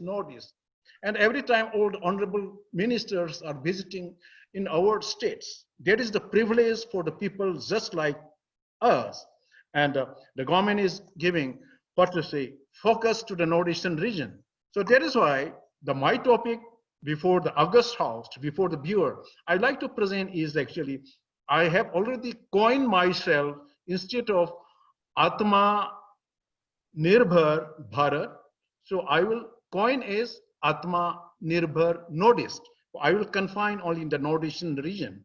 And what are the agri enterprises suitable for the Northeastern region? So I will focus, sir, on this aspect. So Honorable Prime Minister of India declared rupees 20 lakh crore Atma Nirbhar package, equivalent to 10% GDP. It is known by everybody, and it was declared on May 12, 2020. on 5 areas: economy, infrastructure, system, vibrant, demography, and the demand. So under this package, there is the provision of additional 30,000 crores in addition to earlier 90,000 crores for capital funding to farmers through NABARD. Then 2 lakh crore concessional credit will be extended to boost economic activities amongst the farmers through Kisan Credit Card. And the new introduction is the fishermen and animal husbandry farmers. They will also be given this Kisan Credit Card. It is a special drive under promotion of employment of tribal and Adivasis areas for job creation and development activities. There is a provision of 6,000 crores under Kampa funds, under which all the activities which is mostly related in our region, there is afforestation, plantation, forest management, soil and water conservation, forest and wildlife protection management. It can be done. And in this package, about 1.5 lakh crores, it is earmarked for agriculture. So I should say this Atma Nirbhar, what to say, package, it is boon particularly for the people, what to say, in the northeastern region. So as it was already rightly pointed out by our, what to say, panelist, Dr. R.M. Pant, 8% of the total geographical area of the country is in the northeastern region. The region is very beautiful, scenic beauty is dear, and 98% of the borders of the area, it borders with 5 neighboring countries, and Myanmar is very near from Imphal. It takes only 2.5 hours. And we are having good scope, not only export, even the import also. So in the long run, after some years, maybe 10 years or 20 years, actually this northeastern region, it will be hub for export and import. That is the, what to say, advantage of the northeastern region. But here, mostly our farmers, they are resource poor farmers, and land holding is very small. It is on average 0.6 hectares. And sometimes our farmers, they do not have the land. The land belongs to the landlords and the village chiefs. And that is another issue. And not only that, even there is no much assured irrigation in the northeastern region, except in some parts in Assam. And traditional system of cultivation in the hills, there is shifting cultivation, slash and burn. Then some acidic soil, aluminum toxicity in the hills. And these are the issues, but it can be solved very easily. And the reason is 70% of our region, it is in the hilly area. But on the other hand, the region is rich in natural resources, and it is one of the, what to say, mega diversity hotspots, and covered with dense forests, and rainfall, high rainfall is there. And there is good scope for rainwater harvesting. And if we can do rainwater harvesting and efficient use of water, then actually, then we can do many things, many good things in the northeastern region. And the region, we are having about 7,000 species of flora out of 17,000 species of Indian flora. And there are about 876 orchids, and which constitutes about 70% of the total orchid flora. And there are about 1,700 species of medicinal and aromatic plants. And there are about 17 species and 52 varieties of citrus, and about 78 taxa of bamboo, which constitutes about 50% of the country. So that is why there is a tremendous scope for horticulture in the region. And now actually bamboo, it is also now, it comes under horticulture. And that is why, if I say, because my service in this university, in the earlier college, now I have completed 34 years. And I have traveled a lot. Sometimes actually I travel Arunachal Pradesh for 15 days, even Tawang, then this Apatani tribe, Jiro, and because actually I was very much interested, what is the present condition of our farmers, what they need, whether our technology can serve what to say them, and whether our technology developed by the universities and the research institutions, whether it is farmers friendly and whether farmers will adopt their technology or not. That is why actually it is my desire. And if I say what is the strength of the Northeastern region, so then I will say that there are some what to say special crops. Pineapple, queen variety, no comparison. There is from Manipur, either in Nagaland or Tripura. Now airlifting is going on. Our organically produced, there is pineapple, it is going on airlifting from here to Mumbai to Delhi, sometimes from Tripura to Dubai. And just like not only the pineapple, the mandarin or orange, Kashi mandarin, then the kiwi of Arunachal Pradesh. Earlier, the Himachal Pradesh, it is very famous for kiwi. When I compared the kiwi fruit of Himachal Pradesh, our kiwi, particularly from Arunachal Pradesh, the size is about 110 to 115 grams, whereas the kiwi in Himachal Pradesh is 90 grams only. Even the taste, ours is better. That is why one particular entrepreneur who passed from NERIST under Dr.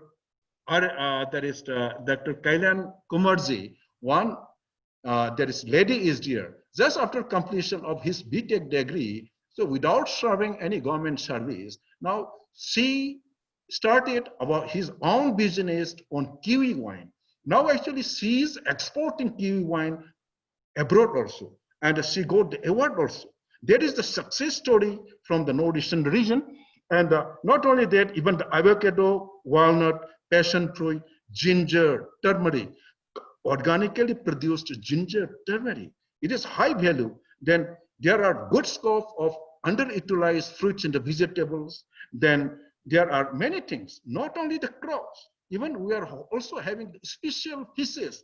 For example, the state fish of Manipur, the Pangpa, the cost, the price in the market starts from rupees 600, it goes up to rupees 800, 900. And just like in Tripura also, the state fish of Tripura, the Pabda, the same price, it goes up to 800, 900, Reva. So these are the beautiful things, the strength of the Northeastern region. Not only the fishes, even the animals, the mithun, then even the yak, even the Manipuri pony. So these are the, what to say, special animals. So in this region, there is no big industries, and agriculture is the mainstay of 80% population. So that is why our focus, it should be on agri-enterprises or agro-based industries. So that is the only option lies in the Northeastern region. That is why, even though I am Vice Chancellor for the last 5 years, our, what to say, mandate is teaching, research, and extension education. So we had already produced many graduates, postgraduates, and about our passed out students, more than 66%, they are serving all over the country. And about 129, they are working as All India Agriculture Research Scientists, and another, what to say, 120 in university colleges. More than 450, they are already serving in the, what to say, state government as agriculture officer, horticulture officer. But I'm not satisfied, because actually, what about our youth, unemployed youth, those who passed out metric or 10+2 or graduate? They don't have any job. That is why sometimes actually they turn their way from unwanted activities. They join many organizations. How we can stop this? That is why our Panji or Dr. Kalyan Kumarji has already expressed the vocational training courses, skill development training program. It is the only focused, it should be only the focus area for making the, what to say, unemployed youth from job seekers to job creators or job provider, so that actually we can change this whole scenario of the Northeastern region. For that, actually, when I became the Vice Chancellor in March 2015, so I started 6 vocational training centers in 6 states of the Northeastern region. And under this, we're having sanctioned posts about 6 assistant professors. Up till now, we have already trained nearly 450 450 unemployed youths in different, skill development programs for 3 months. It was already identified by our panelists. Either it may be post-harvest technology and the value addition, either it may be beekeeping, either it is poultry, fisheries, piggery, in identified areas, even organic farming also.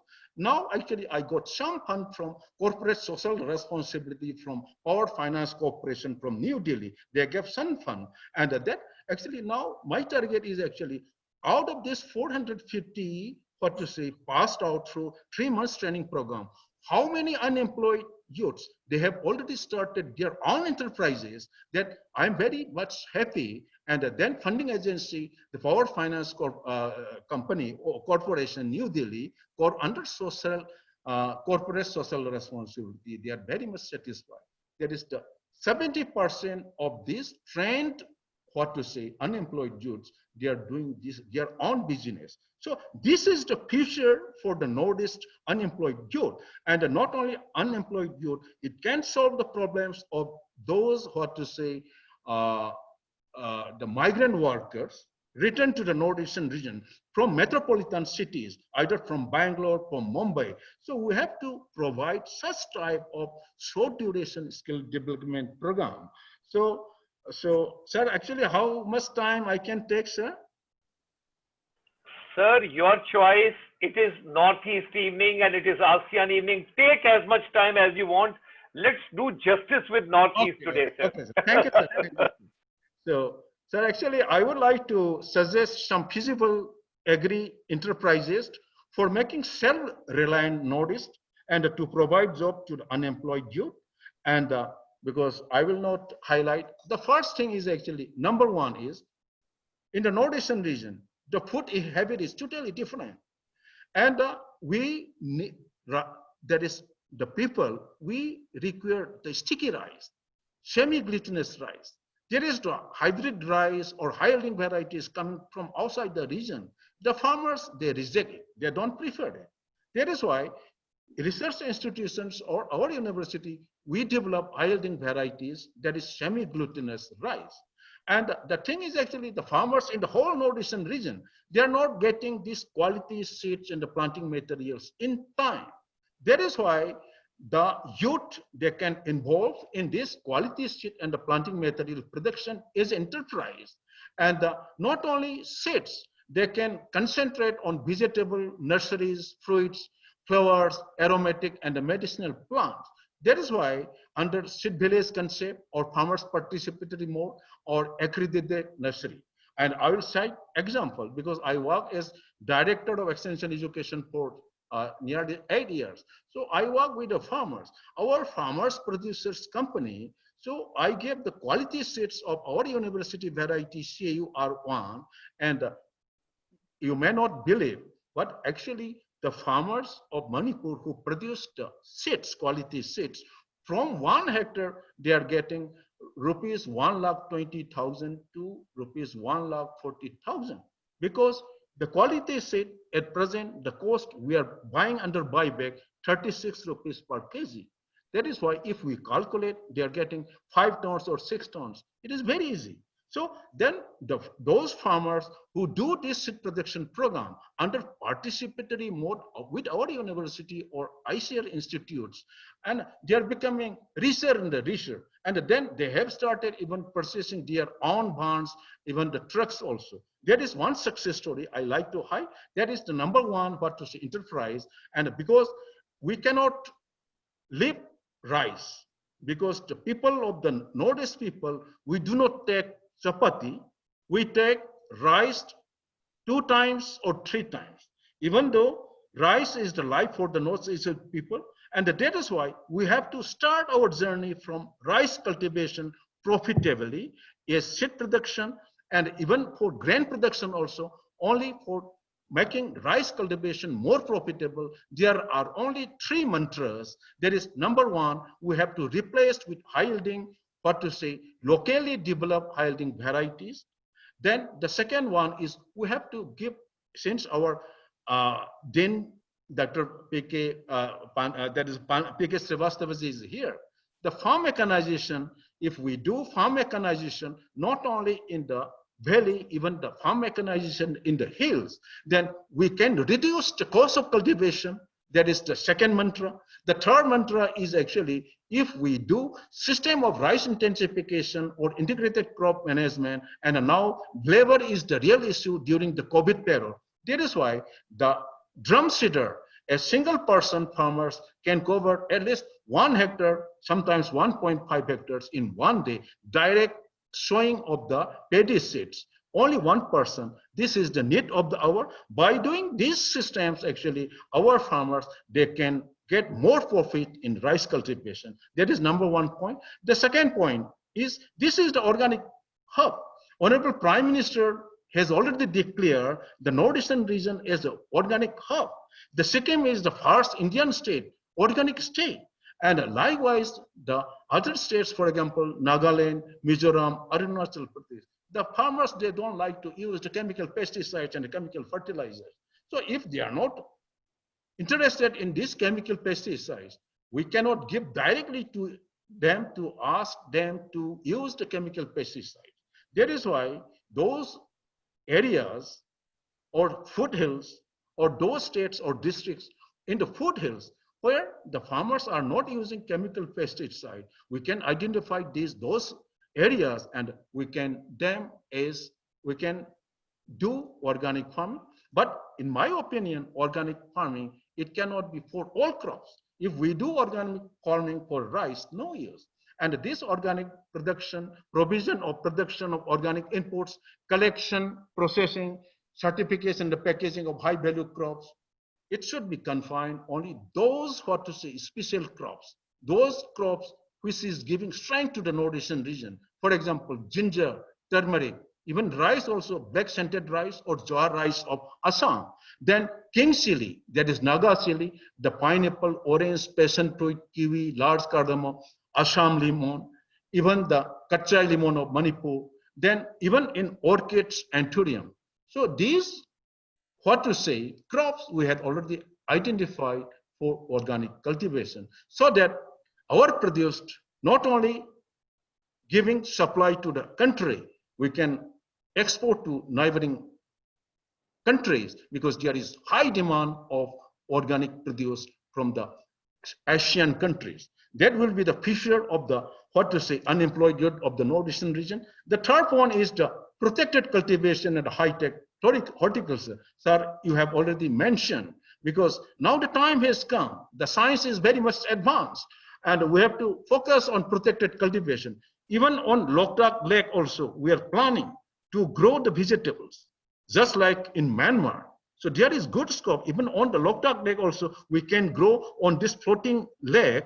We can grow even the vegetables. We are planning for that, and high-tech horticulture by adopting micro-irrigation, fertigation, mulching. Now, in the urban areas, roof farming is another area. Now, container farming, hydroponics, aeroponics, vertical farming, and can attract unemployed youth for converting them from job seekers to job creators or job providers. So we are always telling our, what to say, unemployed youth, there is Maya, we do call as motivation and attracting youth in agriculture. So I firmly believe that we cannot motivate, attract our youth in traditional agriculture. Only these new things we can attract the youth in agriculture. That is my opinion. Then the fourth one is actually, it was already might have discussed by our Professor P.K. Srivastva, because actually I do not like to intervene in his specialization, that is post-harvest technology and the value addition on cluster mode by unemployed youth, because actually big, food farm, the farmers, they are not getting benefit.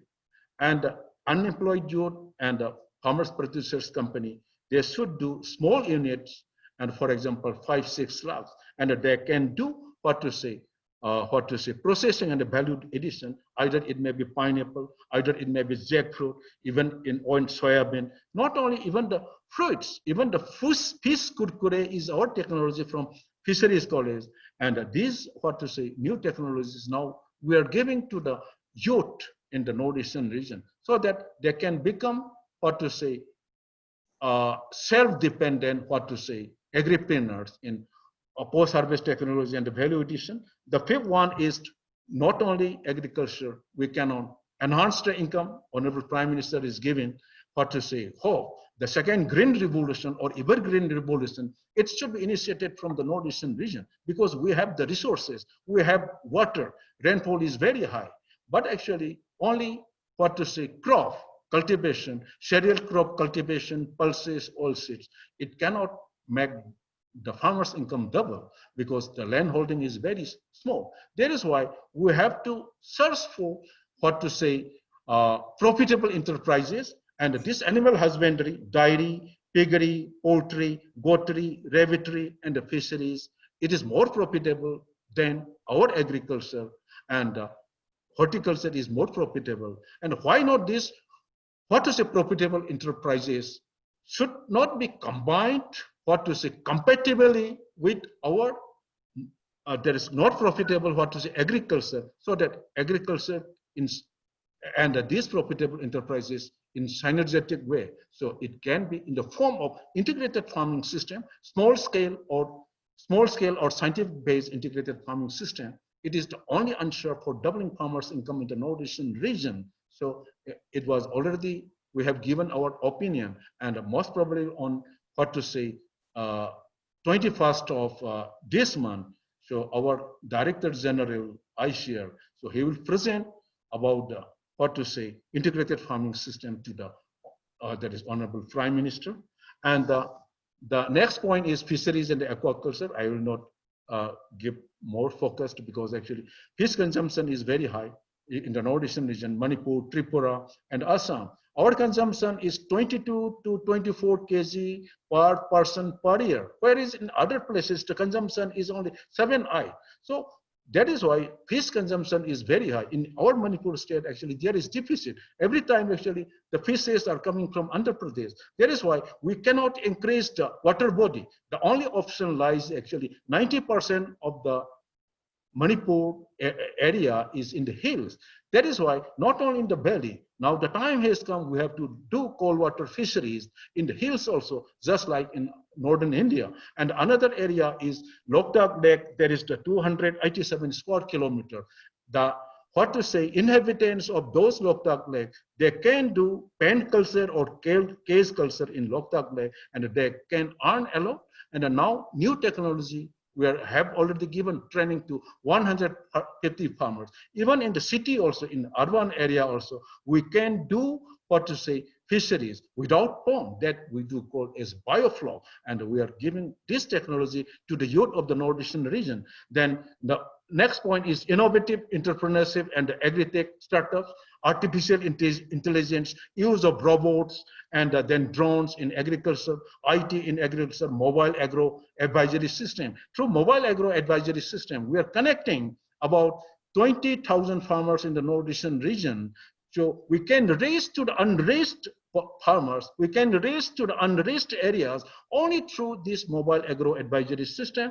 Then the farmers, they can involve in custom hiring centers, farm advisory services, input dealers, marketing skill and ENAM, production of biopesticide, biofertilizers, vermicomposting for organic farming, soil health management through soil health cards. So these are the areas which the farmers, our youth, or even the migrant workers, they can be trained and they can start their own business. And the last point is, I have already mentioned, in the Northeastern region, since scenic beauty is dear in the Northeastern region. Sir, actually, you have visited Manipur also, other neighboring states also. The scenic beauty is dear, and the diverse culture is dear, and the Northeastern region is very famous in games and the sports, and what to say, culture. You might have seen about the Ras Leela, Manipuri dance, the bamboo dance of Mizoram. So these are the beauty of this region. And since scenic beauty is dear, our cultural heritage is dear. Now the law and order situation in Manipur is also improving. That is why many tourists are coming to the Northeastern region to see what is the scenic beauty, as well as to see the culture of the, about 145 tribal communities. By taking that advantage, if we combine this agriculture or horticulture with tourism, then in the form of agrotourism, we can motivate and attract the youth in agriculture. That is why there is good scope for agrotourism in the Northeastern region. Thank you very much, sir. I've taken more time. Please excuse me, sir. It was right from your heart, Vice Chancellor Saab. Thank you very much. So very kind. And you have given so many dimensions to the entire program. And because this program is globally watched, and most of the people from the different countries are watching this particular program, so this dimension was to be given. And first of all, I have got more than 140 comments from world over. They salute you because you come from a freedom fighters family, and your grandfather being a first chief minister of Manipur. And today, when you gave the Moirang, the place Subhash Chandra Bose ji, the 14th of April 1944, that gives a great dimension. There are some questions which we would like to take at the end after both the speakers have spoken, but I would like to give you a lead right now. The questions are, number one, there is a black rice, because every Saturday evening we dedicate it to Ayurveda. That means global wellness. So there is a question from Brazil, Peru and Costa Rica. They're asking, yesterday one of the Ayurvedists mentioned Manipur black rice for Ayurveda rheumatic arthritis treatment. So what is the arrangement of the black rice from Manipur with some Ayurvedist of India? If it is not, that in future, would you like to go ahead with Ministry of Ayush and work out something? That is first question, which we'll take at the end. Second question, people are very happy that Honorable Vice Chancellor Saab is a modern Vice Chancellor. He is not a traditional biological old Vice Chancellor. When you talked about artificial intelligence, and when you talked about 25,000 farmers through the mobile phone and all, they would like to know little more in detail what exactly is being done on that second part. And the third question which people want, sir, this comes from Birmingham, as well as some Punjabis in Southall in London, and from downtown Brampton in Toronto, Mississauga. This question is related to, is something being done in Northeast related to herbal plantation statistical data? Because somewhere they have heard that Northeast part of India has got lot of plants which are medicinal plants, which are herbal plants. So is your agriculture university doing something with Ministry of Ayush or otherwise? Because these plants can be utilized for medicinal value from Northeast. And the last, people are very happy on agro-tourism. What is your vision? So these four questions at the end, we would request you, sir, now you can have a cup of tea, and we will take you at the end once again. And thank you very much for sharing for Loktak Lake. Thank you very much for sharing for Subhash Chandra Bose ji. Thank you very much for sharing for Moirang. I have met Maites, I have met Tangkhuls, I have met Cookies, I met a couple of other people over there. I know Manipur at the back of my heart, my soul. I do not know, I've already told other panelists before you join, next birth, Prof.Dr. Kalyan ji has already permitted me, my soul and spirit will come in Northeast. I will have a rebirth in Northeast. So now, with these words, let me extend a very hearty welcome to Professor Dr. P.K. Srivastva ji. And Dr. Saab, we had a great introduction of yours in absence when you were struggling to come from the attendees to the presenters. So Kalyan ji is an eyewitness. We have already given salutation and regards to you. So I would request you kindly take a floor, Professor Dr.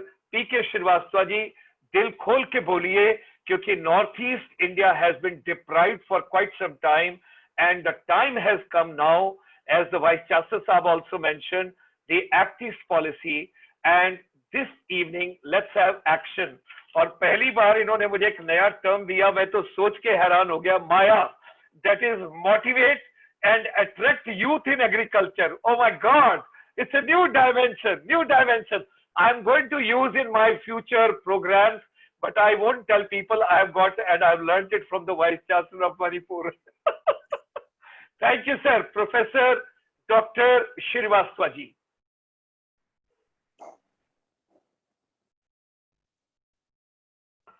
Sir आपकी आवाज नहीं आ रही है, आवाज नहीं आ रही है sir. Unmute कीजिए अपना माइक को सर, अनम्यूट कीजिए अपने माइक को.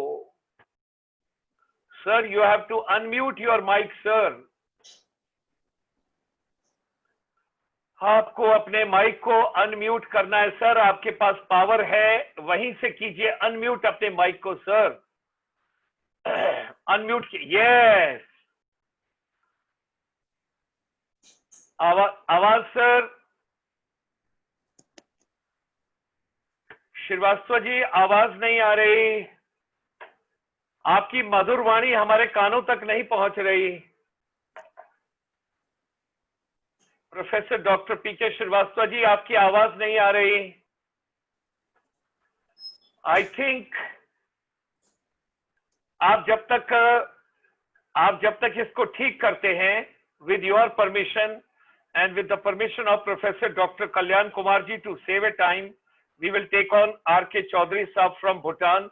He can take on. Meanwhile, I would request you, sir, kindly make your audio all right and unmute your mic. Yes, Chaudhary Sahab, please come and share Mangdechhu Hydroelectric project all the way from Bhutan. Gross happiness लेके आइए. तब तक professor Srivastava ji सब कुछ अपना system ठीक कर लेंगे. All the way, R.K. Chaudhary ji from Bhutan, Northeast India with ASEAN. Please go ahead, sir. Very good evening, good morning and good afternoon to all panelists to this webinar, and to all global viewers who are watching this webinar. So I think I am audible to everybody. Dr. Gulshan Sharma ji. Hello. Absolutely, sir. You are 200% clear with gross happiness. yeah. So during this webinar, the Loktak Lake has come many times. So basically, I am from NHPC, National. Earlier, it was called National Hydroelectric Power Corporation. So the journey of NHPC started in Northeast from the Loktak Lake itself. So in Manipur, the NHPC constructed 105 megawatt Loktak hydroelectric project long back. And that project has gone a long way in the development of the local areas, surrounding areas of the Manipur state, and as a global Manipur entire state. After that, sir, I will take you to the Northeast, as has been expressed by the speakers. The Northeastern region is blessed with lot of natural resources. Unfortunately, the Northeastern region of our country has lagged in the developmental race. In the infrastructure facilities, infrastructure development and logistics are lacking in Northeastern region. But I am happy that since last few years, the government has given a lot of importance and emphasis for the development of Northeastern region through various schemes, through various infrastructure projects. Sir, I will inform you that Northeastern region is blessed with vast hydro potential, more than 63,000 megawatt. The entire country potential is around 1,48,000 megawatt. Out of that, the Northeastern region itself, 63,000 plus megawatt hydro potential is there. But unfortunately, the very less development of hydro potential could be made so far. Basically, sir, my topic is development of hydropower potential is the key for development of northeastern region of the India. As I have expressed that out of 63,000 plus megawatt potential, the Sikkim, the Arunachal Pradesh itself is having 50,000 plus megawatt potential. But unfortunately, in Arunachal Pradesh, a little over of 1% of the total hydro potential could be developed so far.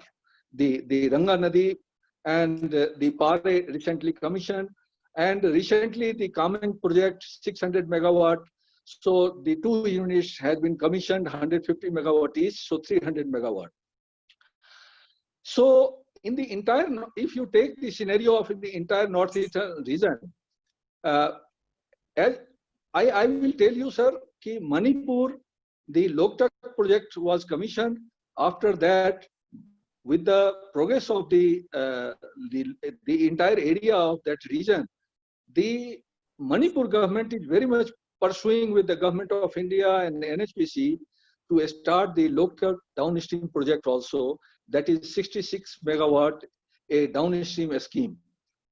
As the other panelists expressed, the development brings the law and order improves the law and order situation. The development will bring the employability of the youth. So that is there. Sir, I express that when I was there in Andaman Nicobar, I joined there in 1996 to construct a Government of India project there. So that area was, that the project was situated in the North Andaman. That was almost 300 kilometers from its capital, from Port Blair. The area was very backward. No development was there, nothing was there. Once we started the construction of that project, hydro project, the NHPC was assigned by the Ministry of Power to construct that project on deposit work basis and hand over to the Arunachal administration. So we started in 96, and sir, when we commissioned that project in 1991, so we commissioned that project. When we started there was no telephone facility. Even the landline was not there. We used to come to Port Blair, 300 kilometer travel to talk to our families, to talk to our near and dears from Port Blair, because the landline was there in Port Blair. No landline was there in North Andaman, Diglipur area. But when we commissioned that project in 1991, sir, to your surprise, there was telephone at every office table, in the house, everywhere. That is the development which the hydro project construction brings the development to the area. The hydro project brings employability, the employment opportunity to the local people. So that is one of the example I saw from my experience. I explained to you. Then I went to Sikkim. I went to Sikkim in 1990. I think Sikkim Tista 5 project. So after commissioning of the Kalpong project and the Andaman Nicobar and operation of that project for 1.5 years, I went to the Sikkim. And Sikkim also, the 510 megawatt project, Tista 5 stage, was constructed. And that project also brings a lot of employment opportunity to the local people. It brought the education facilities, because at the project site, so we developed a Kendriya Vidyalaya and nursery schools, many things, and that was open for the local people of that region. And they got advantage. So that I want to impress that hydro project construction brings a lot of development to the local area, lot of facilities, lot of logistics, lot of infrastructure developments, apart from the revenue to the state government. because we constructed the hydro project in central sector, so 12% of the total power generation was given to the state as free power, and the state could generate revenue out of sale of those powers if not required for consumption of that state. Similarly, I can tell you that a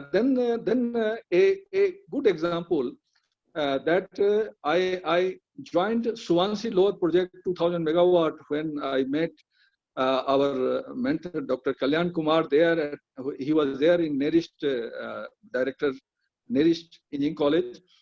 So in Swansea Lower 2000 megawatts, such a big project and nice project.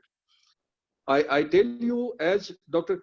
Kumar has explained, we initiated so many CSR activities at Swansea Lower.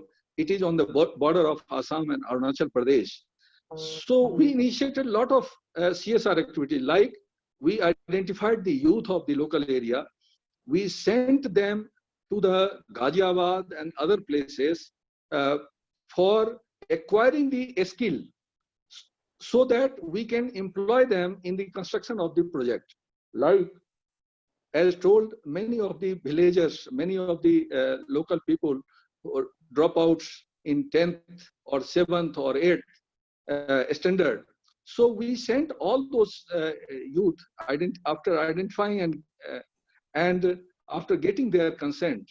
So we imparted them the 3 months training, 3 months skill development course in L&T Institute, Ghaziabad, and in the trade of electrician, welder, carpenter, mason, like that.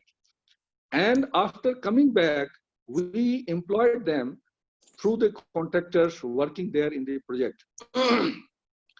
So that was the mission. So such hydro projects have a lot of potential to generate employment for the local youth of the local area. So apart from that, we invested so many CSR amount in the agriculture sector, sir. As the Vice Chancellor just before explaining, we funded many of the agriculture scheme of the local farmers, like growing of the Bhut Jholakia, one of the very good cash crop of that area.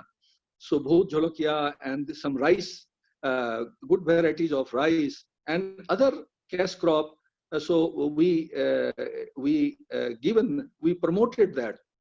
Apart from that, from the CSR activities, we given the sportsmen, we given some training and some amount to sports youth in a sports field, so that they can participate, they can get training and participate in the national and international events. So such projects, even in Swansea also, there was a Kendriya Vidyalaya up to class 10. Now it is class 12 up to. And again, NHPC established a Vivekananda Kendriya Vidyalaya, a very state-of-the-art school, Vivekananda Kendriya Vidyalaya up to 12th standard, there in Arunachal Pradesh. So with the help of those schools, we used to invite the local student to get education from those Kendriya Vidyalaya or Vivekananda Kendriya Vidyalaya. So these are the things. So that means hydropower construction is a vehicle for not only for power generation, but it is a vehicle for development, infrastructure development of the road, bridges, connectivity, the communication, the employment generation. So these are things. So I am of the firm belief that the untapped hydro potential of the northeastern region should be developed so that will bring the prosperity of the local area, the state, and the prosperity of the entire region. So now with the development of the transmission technology, the transmission losses are, with the improvement, such a improved technology, now the transmission of the electricity at very high voltage 800 kilovolt direct current. So the transmission of the electricity is there. So if earlier it was thought that from generating the electricity in the northeastern region and transporting it to the western or the southern region of the country or the northern region of the country, so there will be huge transmission loss. But now at this improvement, 800 kilovolt direct current transmission system, there is very little loss, so no problem on that account.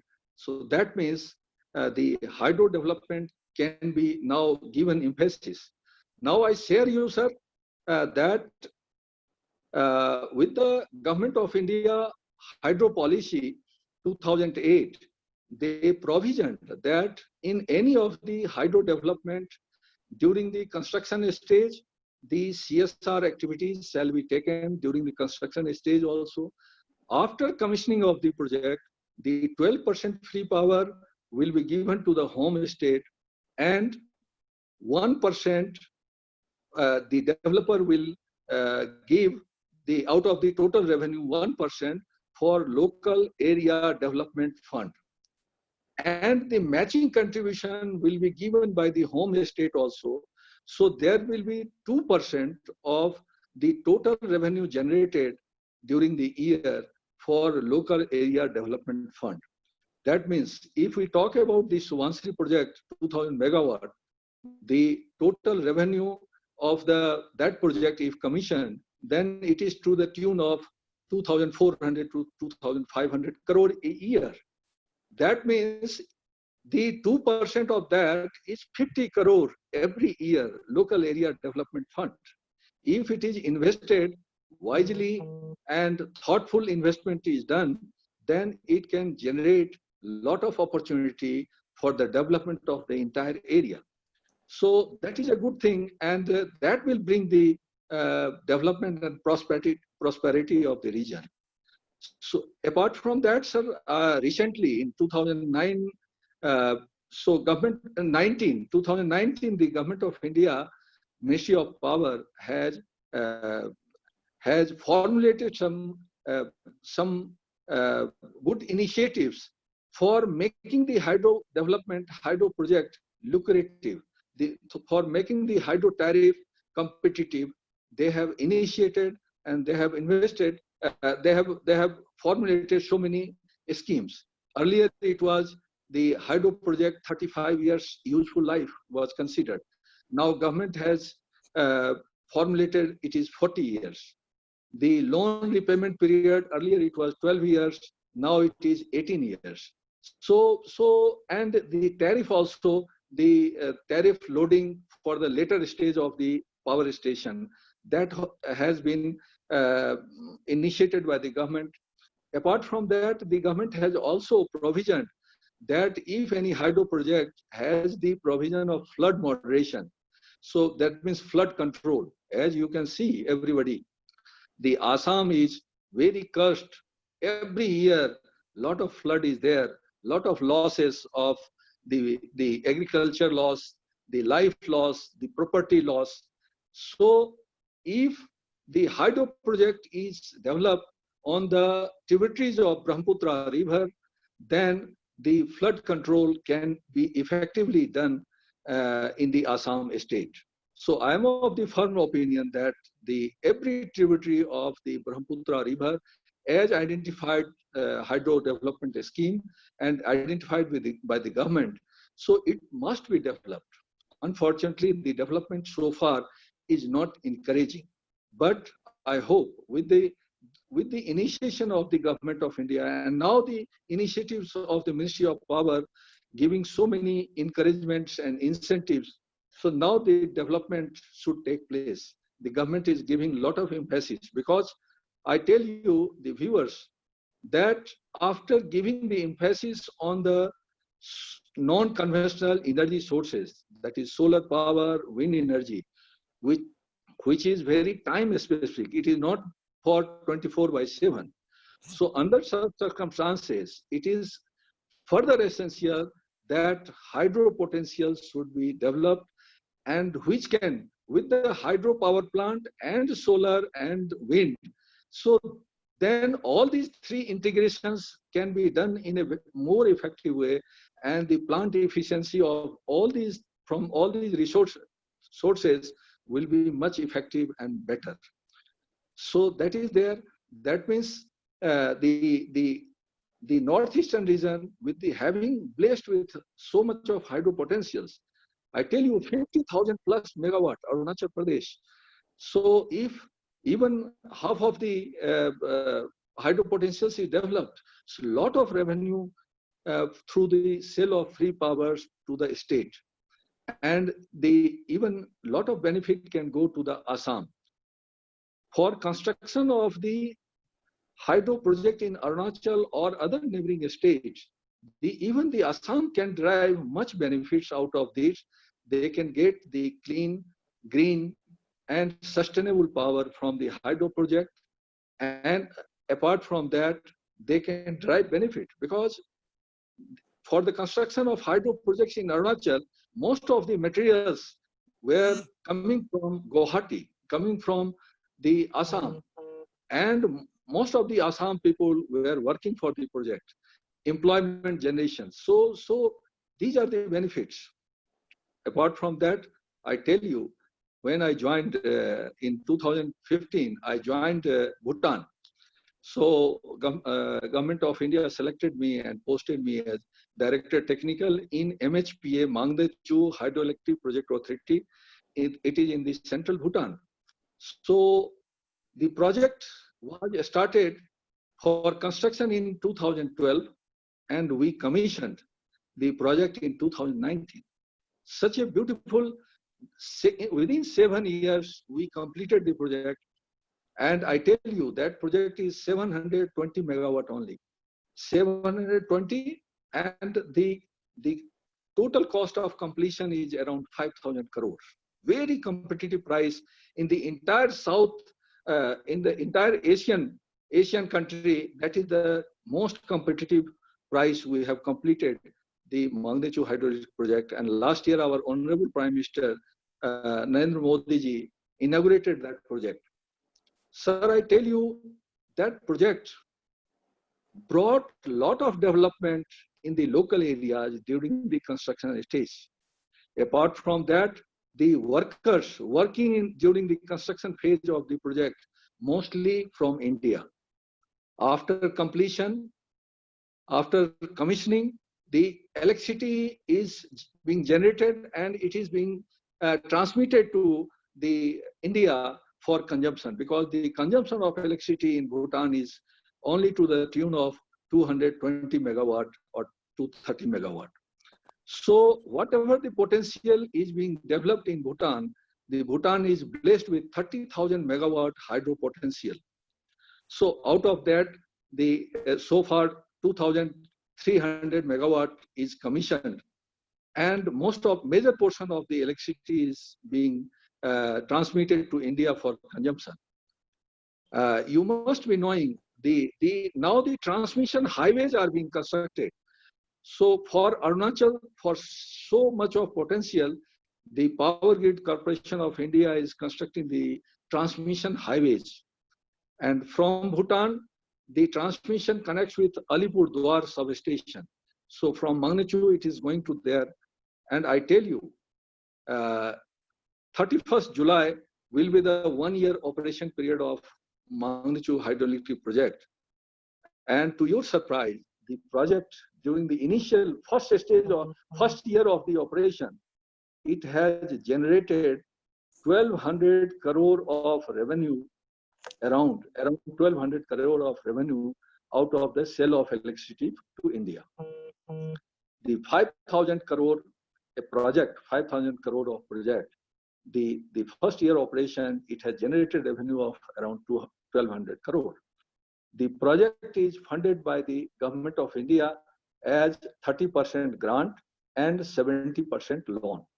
So the 70% loan is going to be repaid out of the sale of electricity to the India within the 15 years.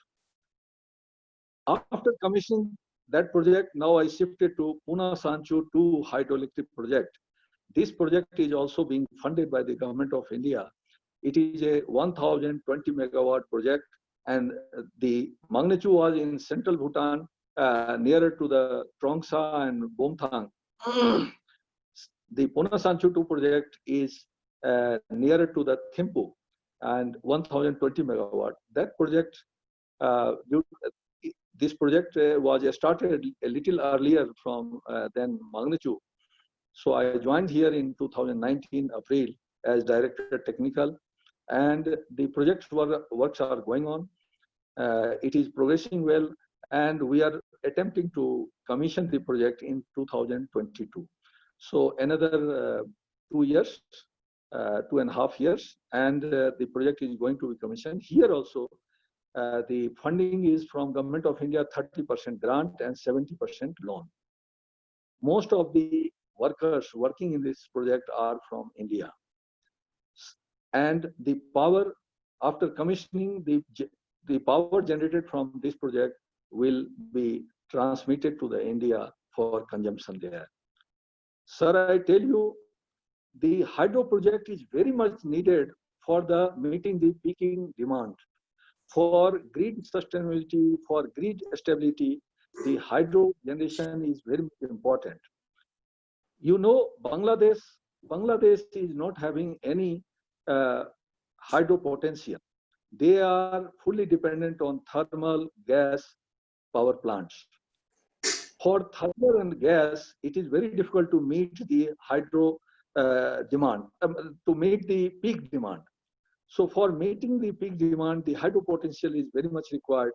So Bangladesh is pursuing very much with the Government of India to assign some of the hydro projects either in Meghalaya or in some of the states to fund by the Bangladesh government to develop that project, and the power can be transmitted, hydropower, to the Bangladesh.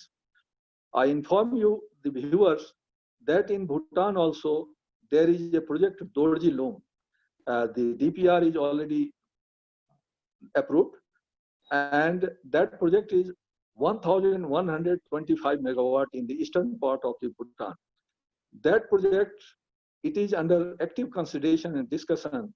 That project will be developed under a 3 countries agreement, means Bangladesh, India, and Bhutan. So these 3 countries are under discussion to develop that Dorji Loom project. And Bangladesh is proposing that they will invest, they will fund the entire project, and they will purchase the entire generation out of that project. So that they badly need the hydro generation to sustain their grid, to meet their peaking power. I inform you, the viewers, in such pandemic, the COVID-19 pandemic situation, the Bhutan is a very small country. The population is around 8 lakh, and the country, a big source of income and sustainability is the tourism. Tourism for employment generation, tourism for hotel industry, and tourism for government income. So a good source of and good part of the GDP is the tourism. But after the COVID-19 pandemic, the tourism industry is in very bad shape, no tourism at all. So in that case, the Bhutan, with the 2,326 megawatt, the commissioned capacity, most of the electricity is being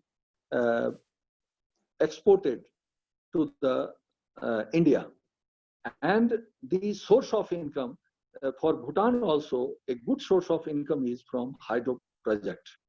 So that is there. So that means, and with this income from the hydro source, the Bhutan is sustaining its economy.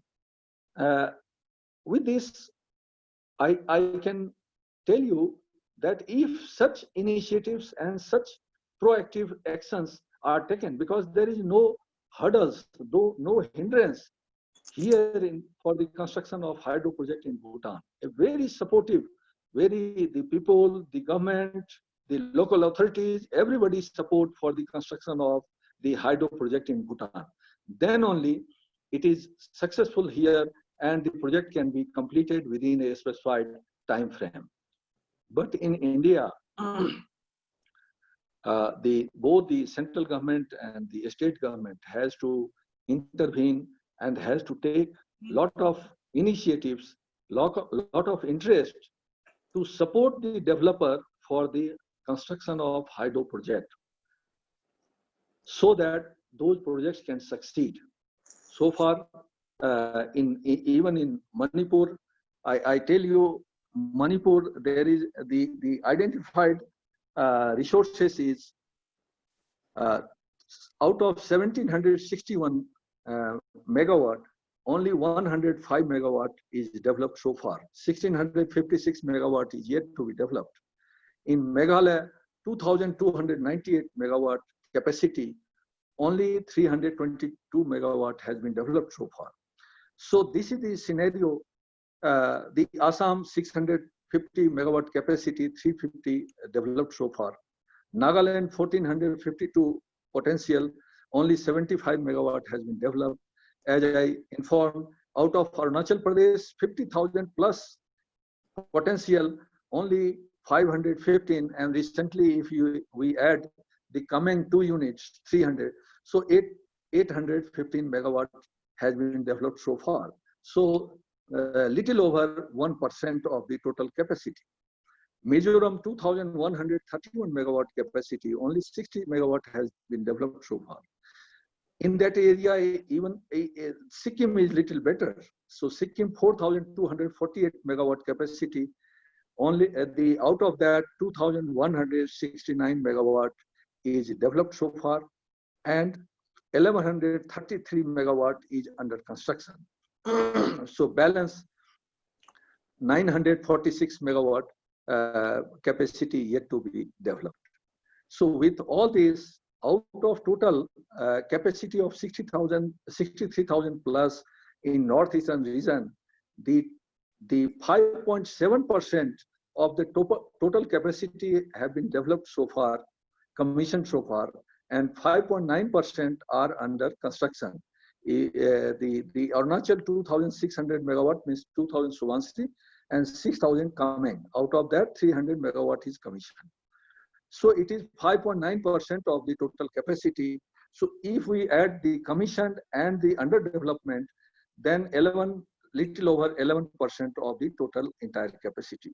So a good potential, a major portion of the hydro potential is yet to be developed in the northeastern region, around more than 88%. So then I request and I propose the entire northeastern region, the state governments, with the help of central government, because central government has now. We lost your voice. We lost your voice. We lost your voice in between. Please go ahead. Go ahead. Hello. Yeah, now it's okay. Now it's okay. Okay. So with these initiatives of the government of India, all the systematic development of hydro potential should be taken in the northeastern region. Untapped potential should be developed. Apart from that, as it was explained by the Dr. Kalyan Kumar, that even the prospect of development of non-conventional energy, other sources like solar, it should be after Kalyan Kumar ji left the NERIST. Once I visited the NERIST, I saw all the building were having rooftop solar system. So in the northeastern region, especially in our areas also, that will give power, and solar can be utilized for powering the remotest village. Sir, the hydro potential are there in the remote areas, And in the remote area, the infrastructure developments are very difficult. The government cannot fund and develop the infrastructure otherwise.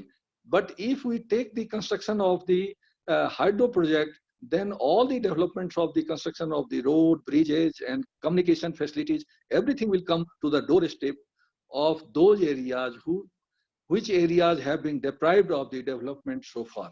So thank you, sir. I think I have explained. If anything. Thank you very much. Thank you. There are 4 non-resident Indians abroad. 3 are from Manipur and 1 is from USA. The Manipur gentleman is Mr. Sena Gioba.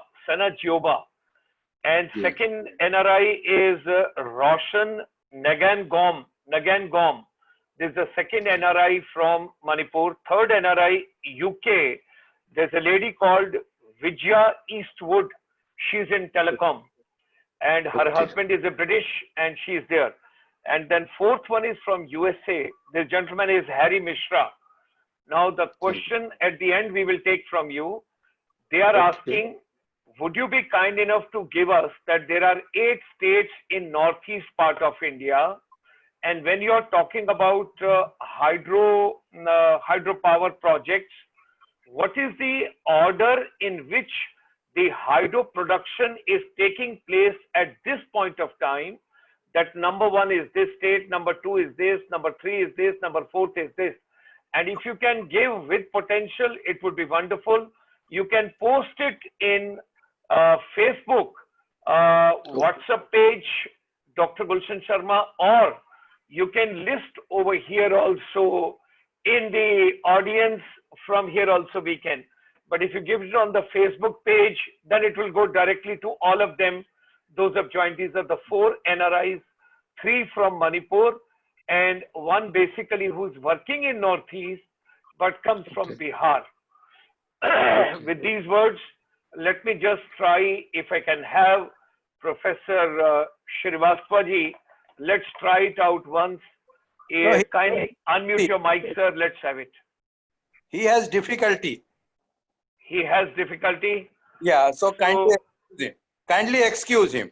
Maybe next time we will try him. Sure. So by the time, because Dr. Pant was not given the question, so there is a question for him when he used a word called reverse migration. Now people are asking, what are the new avenues for the youth of Northeast when they are returning to the state? So by the time you get ready with this question, I can go to Professor, our Honorable Vice Chancellor, Premjit Singh ji, and he can take on those 3 questions. And by the time Pant's up, you can be ready with regard to reverse migration. Now the Northeast youth are going back to their respective states. A lot of children have already reached. They were kept in quarantine for some time. And now thereafter, what is to be done now when these children have left in between the places where they were working or they were studying, and nobody knows today that how long the pandemic would be on, what exactly would be the scenario, how the things would be. So some solution you have given, because you use some terms like Ashtalakshmi, rural population, Gram Panchayat development plan and all. What do you have actual, because all practical we would like to talk now. So I go to Honorable Vice Chancellor, Prof.Dr. Premjit Singh ji for those 3 questions. Sir, if you can unmute your mic and if you can take on, I'll be grateful to you. Thank you, sir. The first question is on black scented rice of Manipur. So when I was associate professor and professor, we collected about 242 land races. That is the traditional rice varieties, and for the whole northeastern region, and it is more than 2,000 land races. But for Manipur, we collected about 244 land races, and out of which this black scented rice, even black scented rice also, there are 7, races or varieties, and out of which the famous one is we do call as Sakhau Koiraiton in local language. This is very famous black scented rice, and recently the state of Manipur got the GI tag for this Sakhau Koiraiton. So this, since it is the what to say land raised traditional rice variety, the yield is not so high. It is only 2.2 to 2.4 tons per hectare. So our scientists, we try to increase the yield by doing system of rice intensification. Then the breeders also, they try to reduce the height of this, there is a variety. And even the Premier Institute, one of our scientists from Asia Research Complex, Manipur, she is working on about this, what is a black scented rice. But the question is about how this for the, what to say, pharmaceutical purposes for treatment of arthritis, rheumatism. So I don't have much idea about this, but as far as I know, it is that considered as the antioxidant property. And then our scientists also, they are telling that anthocyanin content is very high in this particular variety, black scented rice. That is why even the present Honorable Chief Minister of what to say, Manipur, that is Shri Biren Singh, actually during the what to say task force of agriculture and horticulture, actually he instructed me. So you ask your scientists to what to say extract the anthocyanin from this black scented rice. Okay, at present this black scented rice we are using as what to say rice. Sometimes for health drinks also, even the what to say, just like tea leaves, it is used. Even the cookies, even the what to say cakes, it is also preferred. But our focus should be for pharmaceutical purpose as a drug. That is why anthocyanin actually contain, and our scientists, I have already instructed our scientists to extract this anthocyanin. That is number one. Then the second part, regarding the mobile agro advisory system project, it was sanctioned by Ministry of what to say telecommunication, electronics and telecommunication, and we run this project for the first time in the northeastern region in Meghalaya state, and 3 districts, that is Khasi, Jayantia, and the Garo Hills.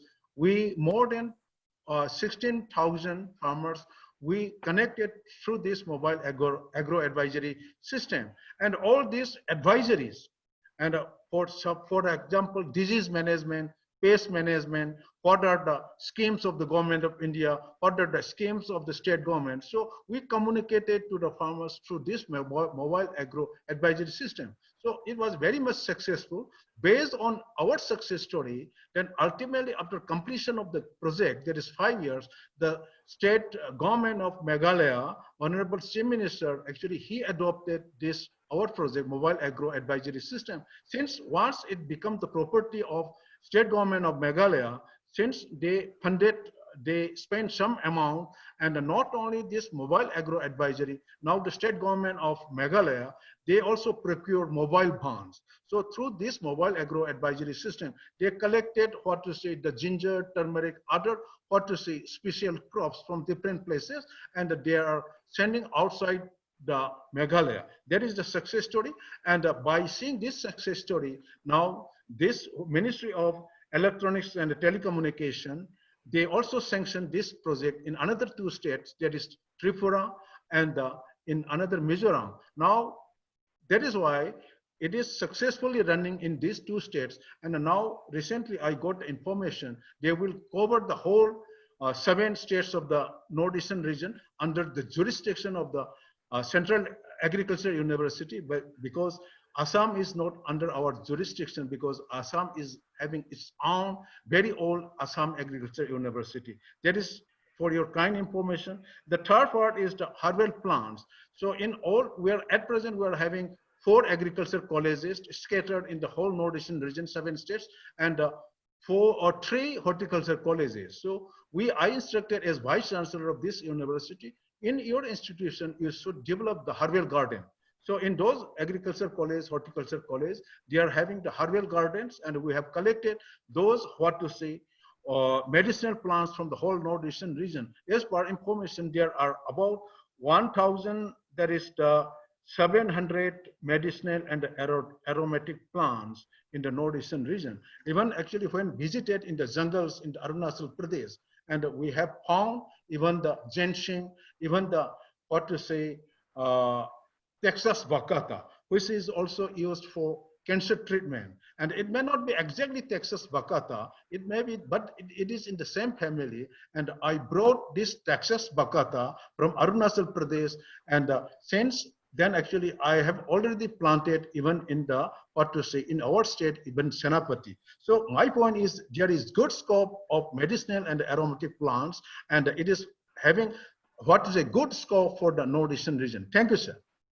Sir, there is one more question in question answer for you. It is from Dr. Deep Narayan Singh. My question is with the Honorable Vice Chancellor, Professor M. Premjit Singh ji, is what is the problem at ground level in Manipur about the strategy to create employability to become employable? As you mentioned about hydroponic, sir, it is very costly. How a common farmer invests a big amount? This is the question, sir. That is true, but actually because there are three groups. One is for farmers. The second one is for unemployed youth, and the third one is the migrant workers who has already come back in the northeastern region. And the question is also true. In case of other, what to say, enterprises, even the farmers, even the, what to say, other laymen, even the, what to say, unemployed youth, they can start. In the context of the hydroponics, the cost is slightly high.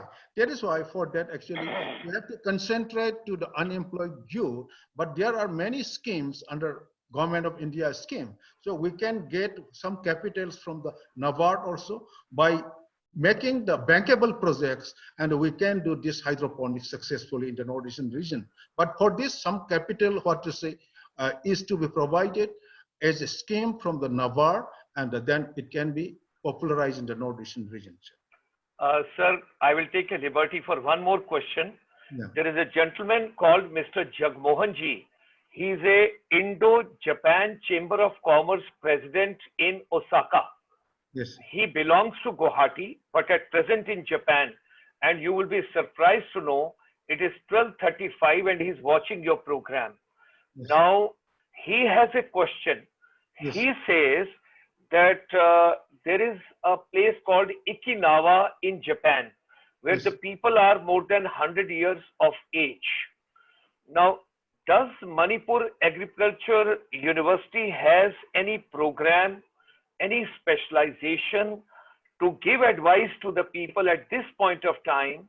Let's take an example, the whole country needs it, but from Agriculture University in organic farming, kitchen garden, rooftop gardening, and some other projects. Is there anything of that sort under your Agriculture University where we can have a panel discussion from Northeast and we can work out on organic farming in future, where 4 or 5 experts can come, that whatever area you have got in your residence, whether it is on the rooftop or it is in front lawn or it is anywhere in any residential area where people can grow some vegetables and they can have some organic farming at their own. Yes, sir, actually, but at this stage, actually, we confined only in our colleges, even in KVKs. We are having the demonstration units for these things. But the thing is that ultimately, as I have already discussed, when our technology, if it is confined only in our instructional farms, in the Krishi Vigyan Kendras and the colleges, no use. That is why we are trying to, what to say, demonstrate in the farmers field. That is why for the last, 2 years we are trying, and we have developed 57 model villages in the whole northeastern region.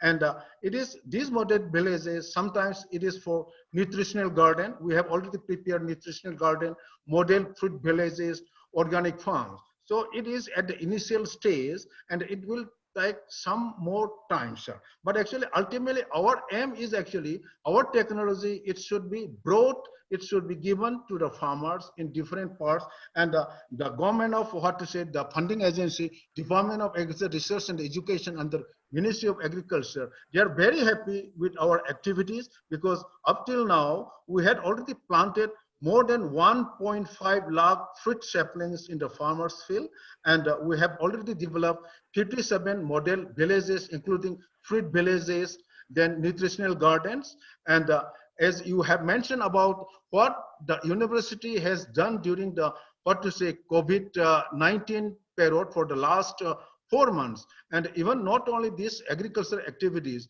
our scientists they also develop what to say local made hand sanitizers. We have already distributed nearly 4,000 what to say bottles, 100 ml bottles of hand sanitizers prepared by our scientists, local made, to the public. And we also prepare our scientists the mask, nearly 3,800, and we have provided.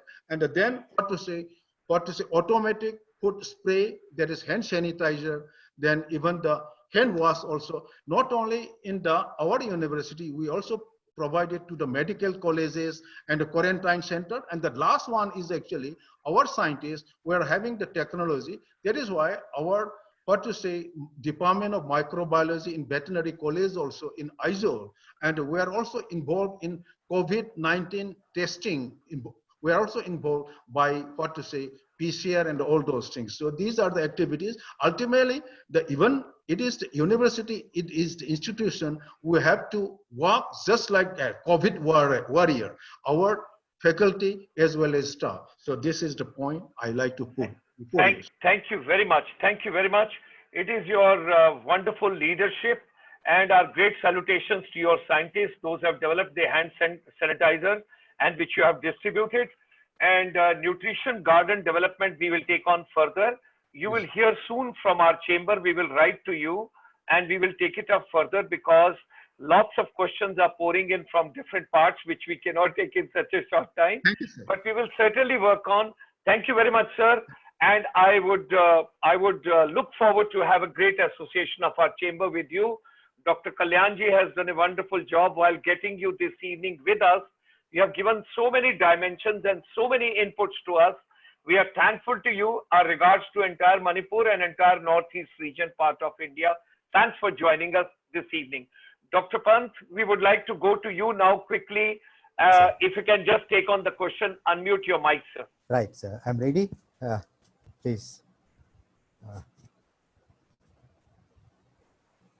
What is the question, sir? Your question was reverse migration. When the youth have gone back to Northeast now, what are the opportunities for these youth, those who have gone back to their respective states and districts and places? Right, sir. In fact, post-COVID situation, I'll discuss a little later. Yes, but yes. Let me give some examples of what has happened in the past. I'll start with one example that comes from Dirang in Arunachal Pradesh.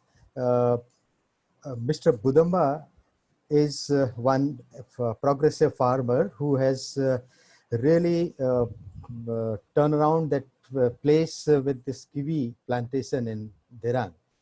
His son was studying in Delhi University. He was doing BSc, and after completing his BSc, leaving behind the glamour of metro cities, he decided to come back to Dirang and join his father's business. And they are doing a great job in fact. Normally people think that because of this improper market linkages, people will not succeed in their agripreneurial ventures. But this young fellow who has done BSc from Delhi University, well versed with computers and all, has connected his traditional business of kiwi plantation with he's getting online contracts, and all his kiwis are sold before even harvesting. So now youth are showing this kind of inclination to come back to their roots. Another example I'll give from the same region, West Kameng district of Arunachal Pradesh, Mr. Darge Brokpa. He is a yak rearer. His traditional business is yak grazing, yak rearing, and his son was also studying in Delhi University. And after completing his graduation, he also came back to join his father's business. And when I interacted with him, I said, "What makes you come back to your place? 11,000 feet, altitude, and the name of that place is Chandar, 11,000 feet, above tree line. Only yaks and few human beings live there." Then he says, "My father is doing a great business, and this business is thriving." I said, "Yak business?" Then I just was keen to know about his economic worth. He said, "I have 1,500 yaks, and the price tag of each yak is around 1 lakh rupees. So 15 lakh rupees, you can imagine. And he's going for this processed, this milk processing cheese, yak ghee, and he's exporting it to neighboring countries. He's a billionaire. And if you happen to be in Dirang sometime, make a point to visit his palatial house. Looks like, we are in some big palace. So people are coming back. And I was talking about Mr. Bodamba's kiwi story. When he started his cultivation, he brought 500 saplings from Himachal Pradesh. And about 4 years back, Himachal government asked him to supply 5,000 kiwi saplings. And he is growing all 4 types of kiwi, Hayward, Monta, all 4 types of kiwis. And now he has started a nursery also. Besides supplying, finished product, only kiwis, he is also growing for this. He has also developed a nursery. So a lot of scope is there for youth who want to come back and then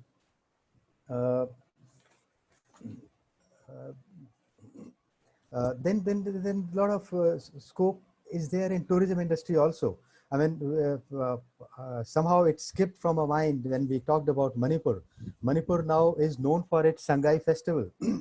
Every year in the month of November, we organize Sangai festival there, and there's ample scope for people to get into this tourism industry. And I've been repeatedly saying that Northeast people are excellent in hospitality, business. So that offers a lot of scope. 20th November to 30th November, Sangai festival is there. And then 1st December to 10th December, Hornbill festival is there in Nagaland. So that is also offering a lot of opportunities, and all those wrong notions about Northeast that, a lot of insurgency is there and all that, that is gone. So now a lot of scope is there in tourism also. And another small success story I would like to mention here, like we are having a rural tourism center in NIRD, PRS, Guwahati. We train local people on different aspects. In fact, on the request of government of Meghalaya, we trained more than 2,000 people, and many of them were surrendered insurgents. And we trained them on aspects related to piggery, poultry, in Dr. Saab, yeah. Dr. Saab, my only humble request is, because time is too short now, Yeah. we just want point wise the Yeah. youth, those are returning to the states. Yeah. आप 5 point उनको ये बता दीजिए Sure. कि क्या कर सकते हैं They can join directly, tourism because industry. They are asking for कि डायरेक्टली हम क्या कर सकते हैं, बिकॉज So they जितना can join रिप्लाई आ रहा है ना tourism. इसमें, वो कह रहे हैं कि डॉक्टर साहब को रिक्वेस्ट कीजिए कि हम डायरेक्टली क्या कर सकते हैं. Sure. There's a lot of scope in tourism industry. They can join homestay. They can start homestays in rural areas. They can go for food processing units. They can go for this online marketing. A lot of like bamboo products and other herbal products. Now a lot of youth who are coming back who have skills, they are joining this online marketing also. So these potentials are here. And then local cuisine is also gaining a lot of good market. So local cuisines can also be one area where youth can do that. We can take lessons from Gujarat. These coarse grains are now in great demand. I came across some youth of Northeast who are doing this business of making this namkeens and biscuits using out of these coarse grains. So that is another potential area where they can do some. I hope I have answered Thank the you, question. sir. Thank Right, you. sir. Thank you very much. Right, sir. With regard to PK Chaudhary ji, you got to post it to me on my WhatsApp. I will pass on to everybody because time won't permit to us. Now, last 2 minutes, I would request Professor Dr. Kalyan Kumar ji, who basically packed this entire program. And ladies and gentlemen, from world over, my deep regards, salutation, and best wishes to all of you, because the northeast part of India is next to our heart. You can't imagine how many people from world over today, those have joined and those are watching this particular program, they are very keen. Some of them, they had come for Assam NRI festival, which took place in month of February 2018, and Shanghai festival, which you made a mention. People witnessed that, and that sound and light show which we are talking about was basically an integral part of the same. And we witnessed the Shanghai festival also. I still recollect, it was in the evening, wonderful, all the people over there, and that sonnet Lumiere, that is sound and light show which we enjoyed. Now, Professor Dr. Kalyan Kumar ji, this was your efforts, this was your packaging, this was your patronage. So I would request that on behalf of all of us, concluding remarks should come from your side, because I give my salutations and thanks to all of you. 3 minutes more are there, because 8 p.m. this particular webinar will sign off. Generally, the webinars are for 1 hour, but today for the Northeast India, we have given 3 hours because it is next to my heart, and I've already made a telephone call and a Wi-Fi call to Almighty. Next birth I'm coming up in Northeast. So because मोक्ष तो मिलेगा नहीं, वापस आना पड़ेगा, तो वापस आने के टाइम में तो Kalyan ji, I would request you, please take on, sir. Thank you Gulshan Sharma ji. मैं थोड़ा हिंदी में बोल लेता हूं आपको देख। बोलिए सर, बोलिए। नॉर्थ ईस्ट इंडिया के बारे में हम लोगों ने जो चर्चाएं की वो बहुत थोड़ा है और लोगों को पसंद आया। I am very proud of them. And मेरी सबसे गुजारिश होगी, आप नॉर्थ ईस्टर्न इंडिया में आए, होम स्टेज में ठहरें और आपके माध्यम से international chamber for service industry के माध्यम से भी आइडेंटिफाई सम प्रोग्राम्स, उनमें हम उन्हें पार्टिसिपेट करने का मौका दें। Let us make the programmes very interactive. ये देखिए, वर्ल्ड ओवर से लोग आपको वॉच कर रहे हैं, वर्ल्ड ओवर से। I am getting so many, see the live evidence sir, live evidence. North east की जो ब्यूटी है मुझे कभी याद दिलाती है जब मैं कनाडा में था, रॉकी माउंटेन्स वगैरह वगैरह, और यूरोप की ब्यूटी। तो हमारे यहाँ सब कुछ है, हम प्रचार नहीं कर पाए और we have to make our journey to feel, to make a feel that people should find it coming home.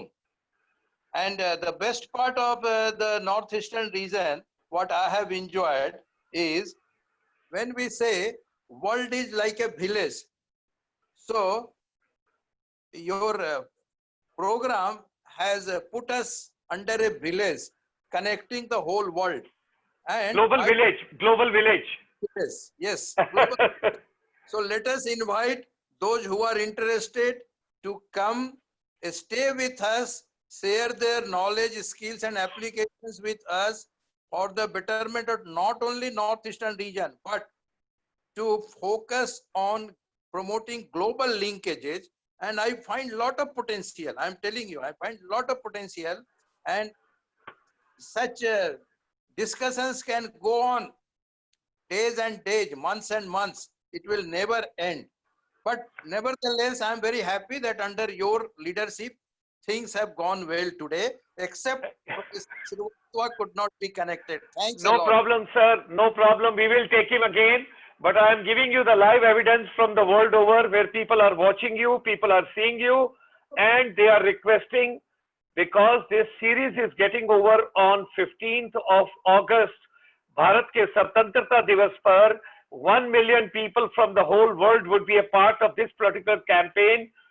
Can we have one program more exclusively on Northeast development on 9th of August. That is the request coming. That's a Sunday, 9th of August. Yes, And Professor Dr. Kalyan Kumarji has to take a lead. agreed. Fine, Sir, sir. I will commit to the people. And sir, thank you very much. मैं salute करता हूं लोगों की भावनाओं का, agreed. Thank you. Thank you. And my deep regards and deep gratitudes to all of you. Thank you very much for sharing so much of vision, so much of ideas, and from world over, people joined, and we all are morally, physically, economically, socially, spiritually, and wholeheartedly committed to develop the Northeast region of India with ASEAN. And next time they want to have more focus on education directly. So we will work on to that, sir. Thank you very much. Thanks a lot, and wish you all a great evening, wonderful evening, and regards to you. Take care of yourself. Take care of everybody whosoever is associated with you. And wonderful, wonderful